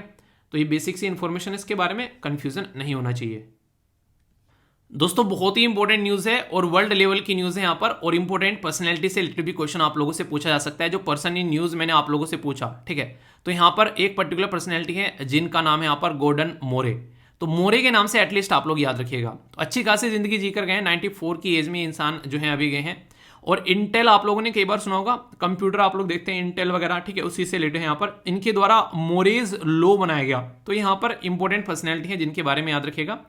मोरेज लॉ क्या है, ये है आप लोगों के सामने पर्सन, ये बेसिकली इनके द्वारा, जिनका नाम था गॉर्डन मोरे, इनके द्वारा यहाँ पर बोला गया मोरेज लॉ में कि रफली मोटे मोटे तौर पर हर 2 साल के अंदर में नंबर ऑफ ट्रांजिस्टर उन माइक्रोचिप जो है वो डबल हो जाएंगे। एक टाइम था कंप्यूटर को पूरे घर में रखा जाता था कि भाई साहब ये कंप्यूटर है। आज की डेट में आप लोग उसी कंप्यूटर को अपनी पॉकेट में लेकर घूमते हो, उसी मोबाइल में एक कंप्यूटर आ चुका, आप लोग ऐसे समझ सकते हो। तो इन्होंने बोला था कि आने वाले टाइम में जो एक तरीके से जो इलेक्ट्रॉनिक डिवाइस हैं बहुत ही कॉम्पैक्ट होती जाएंगे, फास्टर काम करेंगे, छोटी होती चले जाएंगे और उनकी इफिशिएंसी जो है वो काफ़ी इंक्रीज होती चली जाएगी। और जो इंटेल जो सिस्टम आप लोग देखते हैं वो इन्हीं से रिलेटेड है यहाँ पर, तो इसलिए भी इंपॉर्टेंट क्वेश्चन आप लोगों से पूछा जा सकता है, ठीक है। तो ये अभी हमारे बीच में नहीं रहे, यहाँ पर रिसेंटली अभी इनकी डेथ हो गई है, तो इसकी वजह से यहाँ पर न्यूज़ में था। तो इंपॉर्टेंट पर्सनैलिटी में जरूर इनको आप लोग याद रखिएगा, ठीक है। कंप्यूटर जगत की दुनिया में एक रिवॉल्यूशन लाने वाले भी आप लोग बोल सकते हो। यूनाइटेड अरब एमिरेट्स यूएई एक ऐसी कंट्री है जहां पर आप लोगों ने अक्सर देखा हो घूमने चलते हैं यार, दुबई चलते हैं, ठीक है। तो यहां पर फूड बैंक लॉन्च किया गया इनके द्वारा, ताकि जो फूड वेस्टेज जो है उसको खत्म किया जा सके और डिस्ट्रीब्यूट किया जा सके 3 मिलियन जो मील है ड्यूरिंग रमदान। तो ये काफ़ी इंपॉर्टेंट एक इनिशिएटिव आप लोग बोल सकते हैं, क्योंकि बहुत सारे लोग ऐसे होते हैं जिनको प्रॉपर खाना नहीं मिल पाता है, तो उस टाइम पर उनको एक खाना मिल जाएगा और सही तरीके से चीज़ें जो है लाइफ में उनकी देखने को मिलेगी। तो ऐसे ऐसे क्वेश्चन अगर आप लोगों से पूछे जाए तो ये मत बोलना कहाँ से आया क्वेश्चन, क्यों, क्योंकि ऐसे क्वेश्चन आप लोगों से फ्रीक्वेंटली पूछ ले आते हैं। आगे बात करते हैं यहाँ पर फाउंडेशन ऑफ द जो south Asia association regional cooperation है उसका राइटर और लिटरेरी, जिसको फोसवल के नाम से यहाँ पर बोल सकते हैं आप लोग। यहाँ पर ये अभी आप लोगों को देखने को मिलेगा बंगाबंधु शेख मुजीबुर रहमान से रिलेटेड जो है स्पेशल लिटरेरी अवार्ड, तो यहाँ से आप लोग देखते हैं इसको कंफर्म किया गया, ठीक है। तो ये आप लोगों को साउथ एशिया वाले रीजन की बात की जा रही है। सास के अंदर में कितनी कंट्री है ये आप लोग बताइए। चाइना जो है, चाइना का न्यू ओपन ट्रायल जो है उसके द्वारा अपनी इलेक्ट्रिक जो बैटरी के ऊपर काम किए जा रहे हैं। तो चाइना भी बहुत ही आगे है आज के दिन में इस फील्ड में। अगर बात करें, चाइना ने काफ़ी कुछ चीज़ें चेंज कर डाली, ठीक है, खासकर इलेक्ट्रिक व्हीकल के अंदर में। तो बड़ी बड़ी कंपनी है इसकी, तो नियो है वो यहाँ पर ओपन करिए high speed electric vehicle battery swapping station, तो ये इससे रिलेटेड है। नेक्स्ट यहाँ पर बात करें किसके बारे में, कास्ट बेस्ड डिस्क्रिमिनेशन के बारे में, तो उसके बारे में बात की जा रही है। यूएसए के अंदर में जो यहाँ पर कई सारे एरिया हैं, जैसे कि आप लोग यहाँ पर देखते हैं, यूएसए एक ऐसा देश है जो कि काफ़ी मॉडर्न देश माना जाता है, पर वहाँ पर भी कास्ट बेस्ड डिस्क्रिमिनेशन आज के दिन में बहुत ज़्यादा देखने को मिल रहे हैं।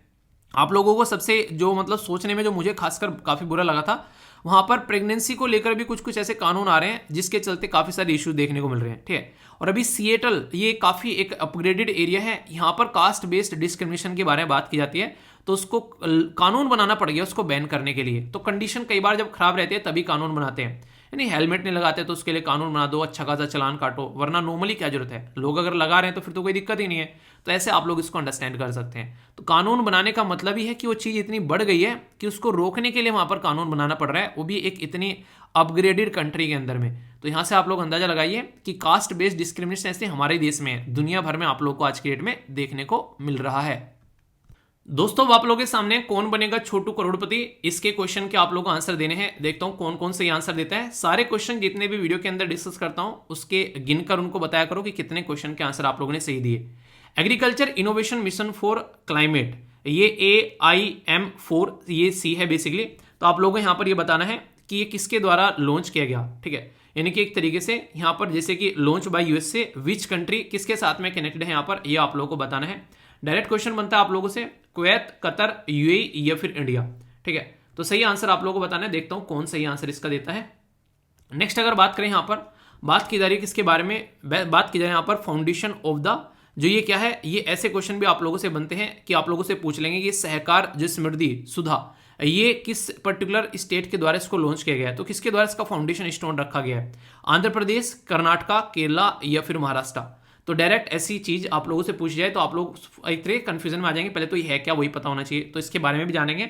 बात की जा रही है इन विच स्टेट द फर्स्ट जो एवर ई लोक अदालत, यानी कि ऑनलाइन लोक अदालत की बात की जा रही है। देवा की अदालत नहीं थी सनी देओल वाली, यहाँ पर लोक अदालत की बात की जा रही है जो ड्यूरिंग कोविड-19 यहाँ पर देखने को मिली। तो मध्य प्रदेश, छत्तीसगढ़, झारखंड या फिर दिल्ली।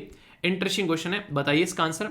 बात की जा रही है मिनिस्ट्री ऑफ डिफेंस के द्वारा साइन किया गया कॉन्ट्रैक्ट ऑर्गेनाइजेशन के साथ में प्रोक्योर करने के लिए integrated electric warfare system project, जिसका नाम था यहाँ पर हिमशक्ति। ये मैंने डिस्कस भी किया था आप लोगों से।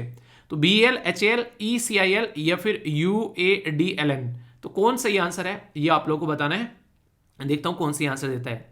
इंटरेस्टिंग क्वेश्चन है यहाँ पर आप लोगों के सामने CSAT का, जिसको आप लोगों को अटेम्प्ट करना है। डेली एक क्वेश्चन आप लोगों को मिलता है, तो उसका आंसर आप लोग जरूर दिया करो। इससे आप लोगों की प्रैक्टिस अच्छी खासी होती चलेगी और सही से चीजों को अंडरस्टैंड भी कर पाओगे। ठीक है, जब तक उसका आंसर मिले तब तक आप लोगों का एक मैप बेस्ड क्वेश्चन और एक रामसर साइट आप लोगों की कवर होगी। तो आप लोग ध्यान से इसको कवर करते हैं, अच्छे से याद रखिएगा। क्वेश्चन डायरेक्ट आप लोगों से कई बार पूछ लिए जाते हैं। एक इंटरेस्टिंग कॉन्सेप्ट भी आप लोगों को जानने को मिलेगा कि ये जो बनता है इसको क्या बोलते हैं। ठीक है, ये इस पे क्वेश्चन पूछ चुके हैं UPSC। बात की जा रही है यहाँ पर समन बर्ड सेंचुरी के बारे में, यानी कि समन जो पक्षी अभ्यारण्य है उसके बारे में। ये उत्तर प्रदेश में आप लोगों को एक पर्टिकुलर डिस्ट्रिक्ट है जिसका नाम है यहाँ पर मणिपुर। मणिपुर एक राज्य भी है, लेकिन यहाँ पर मणिपुर डिस्ट्रिक्ट के बारे में बात की जा रही है, वहां पर आप लोगों को देखने को मिलता है। और ये सीजनल ऑक्सबो लेक, जो कि यहाँ पर ऑक्सबो लेक बोलते हैं, इस तरीके से ये जो लेक का जो पैटर्न होता है कुछ इस तरीके से यहाँ पर जो स्ट्रक्चर बनती है, इसको ऑक्सबो लेक का नाम दिया जाता है। और एग्जैक्ट लोकेशन आप लोगों को उत्तर प्रदेश के अंदर में यहाँ पर आप लोगों को देखने को मिलेगी। ठीक है, तो ये है आप लोगों के सामने, कोई कंफ्यूजन इसको लेकर नहीं होना चाहिए। ये रामसर साइट का दर्जा इसको रिसेंटली मिला अभी 2019 में, तो इसलिए भी आप लोगों के लिए यहाँ पर इंपॉर्टेंट यहाँ पर हो जाता है। इसके अंदर में अगर बात करें तो ये एक तरीके से मानसून काफ़ी अच्छी खासी देखने को मिलती है जुलाई अगस्त के महीने में, जो कि मैक्सिमम रेन उसी से होती है। और ये जो सेंचुरी है रेगुलरली ये आप लोगों को देखने को मिलेगा। वाटर बर्ड लगभग काफ़ी लार्ज स्केल पर आप लोगों को यहाँ पर देखने को मिलती है। ये यहाँ पर इसके लिए भी फेमस है। बर्ड वॉचर नहीं रहते जिनको पक्षी देखने हैं, तो वहाँ पर जाकर देख सकते हैं। तो इसके बारे में बात की जा रही है, तो हल्का सा याद रखेंगे यहाँ पर इसके बारे में बेसिक इन्फॉर्मेशन है। बाकी और भी कई सारी रामसर साइट है आप लोगों के सामने, अगर थोड़ा सा याद करना हो कहाँ कहाँ पर कौन कौन सी आती है तो इसको भी आप लोग नजर थोड़ी मार सकते हैं इसके ऊपर। ठीक है, ये क्वेश्चन था आप लोगों के सामने। Agriculture innovation mission for climate, ये किसके द्वारा लॉन्च किया गया, USA और कौन सी कंट्री के द्वारा, तो याद रखिएगा ये USA और यूनाइटेड अरब एमिरेट्स के द्वारा लॉन्च किया गया। बात की जा रही है यहाँ पर एग्रीकल्चर के बारे में, तो ऑप्शन में सबसे पहले इंडिया भी आप लोगों को इस तरीके से रखा हुआ मिलेगा कि हाँ इंसान कंफ्यूज हो जाए, पर लेकिन इंडिया ने इसको अभी ज्वाइन किया है। मैंने पूछा था लॉन्च किसके द्वारा किया गया, तो लॉन्च किया गया था UAE और USA के द्वारा। ठीक है, तो एक ग्लोबल पार्टनरशिप है एक तरीके की, ताकि इन्वेस्टमेंट और सपोर्ट प्रोवाइड कराया जा सके, एग्रीकल्चर और फूड सिस्टम के अंदर में इनोवेशन लाया जा सके, उसके लिए यहाँ पर ये सिस्टम लॉन्च किया गया। ठीक है, इंपॉर्टेंट क्वेश्चन बन जाएगा। नेक्स्ट बात की जा रही है किसके बारे में, यह है सहकार जो यहाँ पर समृद्धि सुधा के बारे में। ठीक है, तो यहाँ पर आप लोगों को इससे बताना है कि किसके द्वारा इसको अभी रिसेंटली लॉन्च किया गया, तो लॉन्च किया गया कर्नाटक के द्वारा। तो आंसर आप लोगों के सामने बी हो गया। तो union minister for home and जो कॉर्पोरेशन है उनके द्वारा यहाँ पर इसका फाउंडेशन स्टोन रखा गया बेंगलुरु के अंदर में। तो ये एक तरीका फाउंडेशन आप लोगों को देखने को मिल रहा है, जो खासकर ये भी कहीं ना कहीं एग्रीकल्चर मार्केट के ऊपर फोकस कर रहा है। ठीक है, तो इसके चलते यहाँ पर एग्रीकल्चर मार्केट को एक तरीके से ही लेकर चला जाएगा। और यहाँ पर इसके अंदर भी अगर बात करें, जो अभी यहाँ पर 1400 करोड़ रुपए का यहाँ पर आप लोगों को देखने को मिलेगा डेवलपमेंट यहाँ पर निकलकर सामने आ रहा है। एग्रीकल्चर को फूड जो सेक्टर में काफी अच्छे से कन्वर्ट करने की कोशिश की जा रही है, तो ये भी एक काफी अच्छे इनिशिएटिव है। ठीक है, नेक्स्ट यहाँ पर ई अदालत के बारे में बात की, तो ये छत्तीसगढ़ इसका आंसर है, बी आप लोग यहाँ पर याद रखेगा। तो फर्स्ट एवर जो ई लोक अदालत जो है वो स्टार्ट की गई कोविड-19 के टाइम पर, तो छत्तीसगढ़ आप लोग याद रखेगा। फर्स्ट सेशन जो था यहाँ पर ये इनोग्रेट किया गया था चीफ जस्टिस ऑफ छत्तीसगढ़ के द्वारा, तो उनका नाम भी आप लोगों से पूछा सकता है। और स्टेट पीसीएस की तैयारी कर रहे हैं तो इंपॉर्टेंट हो जाता है। ठीक है, तो नाम याद रखिएगा यहाँ पर, इनका नाम है PR रामचंद्रन मेनन। ठीक है, तो ये इंपॉर्टेंट है। आगे बात करते हैं डिफेंस मिनिस्ट्री के द्वारा यहाँ पर जो वॉरफेयर सिस्टम प्रोजेक्ट किसके साथ में देखने को मिला था, तो यह था BEL यानी कि भारत इलेक्ट्रिक लिमिटेड। तो इसके चलते मैंने बोला था कि अपने ही देश के अंदर में हम लोग इन्वेस्टमेंट कर रहे हैं, काफी अच्छी बात है, बाहर की कंट्री के ऊपर डिपेंडेंट हम लोगों को नहीं रहना पड़ रहा है। तो ये काफी एक पॉजिटिव और बेसिक चीज सामने निकल कर आ रही है कहीं ना कहीं हमारे देश के बारे में जब हम लोग बातें करते हैं। तो ये अप्रिशिएट करने लायक भी है कि हम लोग अपने ही देश के अंदर में indigenous design development manufacturing system के तहत दूसरे देश के ऊपर डिपेंडेंट नहीं हो रहे हैं, अपने ही देश में अपने आप से एंजॉय कर रहे हैं चीजों को। ठीक है, सीसैट का क्वेश्चन था जो कि आप लोगों से पूछा गया था। क्या हुआ यार, हैंग हो गया क्या? अरे आगे खिसक ही नहीं रहा है, अब हो गया। ठीक है, यहां पर ये क्वेश्चन था, इसका आंसर आप लोगों को बताना है, तो आंसर बी हो गया। यहां पर ये एक्सप्लेनेशन भी है, इसको आप लोग देख सकते हैं। तो कोई भी डाउट जो है वो इसके लिए आप लोगों के माइंड में नहीं होना चाहिए। ठीक है, बाकी आप लोगों को रामसर साइट मैंने बता ही दी। अभी आगे बढ़ते हैं, आइए अब आप लोगों को अंग्रेज बनाता हूं, अंग्रेजी के कुछ शब्द सिखाता हूं जिसमें आप लोगों को NDA, CDS, SSC, बैंकिंग सबके अंदर तो ये फायदा पहुंचाते हैं। इसी के साथ में APFC के अंदर या फिर आंसर राइटिंग जब आप लोग करते हैं अच्छी वोकेबलरी आप लोगों की होती है, तो अच्छे से आप लोग उसको एक्सप्लेन कर पाते हैं। ठीक है, पहला जो शब्द है यहाँ पर ये है पोइनिएट। यहाँ पर जी जो है वो साइलेंट है, इसको मार्मिक बोलते हैं। मार्मिक मतलब कई बार आप लोगों ने देखा होगा दुख की भावना, गहरे शोक में है, उन्हें बहुत दुख है भाई, क्या करें यार।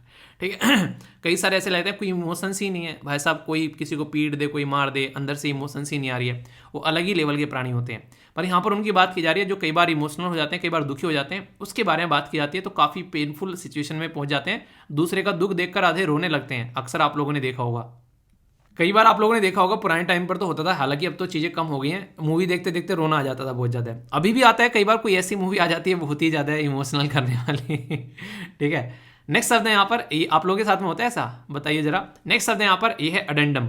तो ये होता है प्रिसिस्ट, यानी कि एक तरीके से कोई ऐसा नहीं से कोई पर्टिकुलर अगर आइटम हो, एडिशनल मटेरियल ऐड कर देना, चलो ये तो कर ही रहे हैं, इसको भी कर लेते हैं। ठीक है, या फिर कोई ऐसा अवशेष बची हुई चीज़ें कि ये कंप्लीट हो गया, कि कुछ और ऐड कर देते हैं थोड़ा सा, तो एक्स्ट्रा चीज़ आप लोग यहाँ पर बोल सकते हैं। कोई एक्स्ट्रा आइटम, कोई एक्स्ट्रा चीज़, यहाँ पर किताब के अंदर में एक्स्ट्रा पेज ऐड कर देना, तो वो वाला जो शब्द होता है आप लोगों ने कई बार सुना, बाद में लगा रहता है जिसमें शब्द लिखे रहते हैं कई सारे किताबों के अंदर में, तो ये एक तरीके से प्रिसिस्ट बोलते हैं उसको।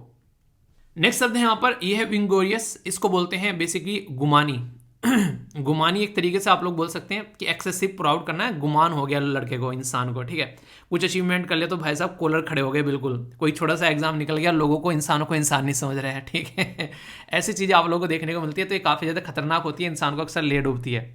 नेक्स्ट शब्द है यहाँ पर, ये हम्बग। हम्बग मतलब पाखंड, पाखंड मतलब कोई भ्रामक, झूठा, एक हाई, ऐसे एक तरीके से गलत बिहेवियर का इंसान आप लोग बोल सकते हैं। कई बार हमारे बीच में कई सारे ऐसे पाखंड इंसान पाए जाते हैं जो कि हमेशा बदतमीजी काटते हुए नजर आते हैं, तो उनके लिए शब्द यूज कर सकते हैं। सैक का मतलब क्या होता है, सैक्ट कर देना, बर्खास्त कर देना, कि इस इंसान को तो जिंदगी में से ही बर्खास्त कर दो।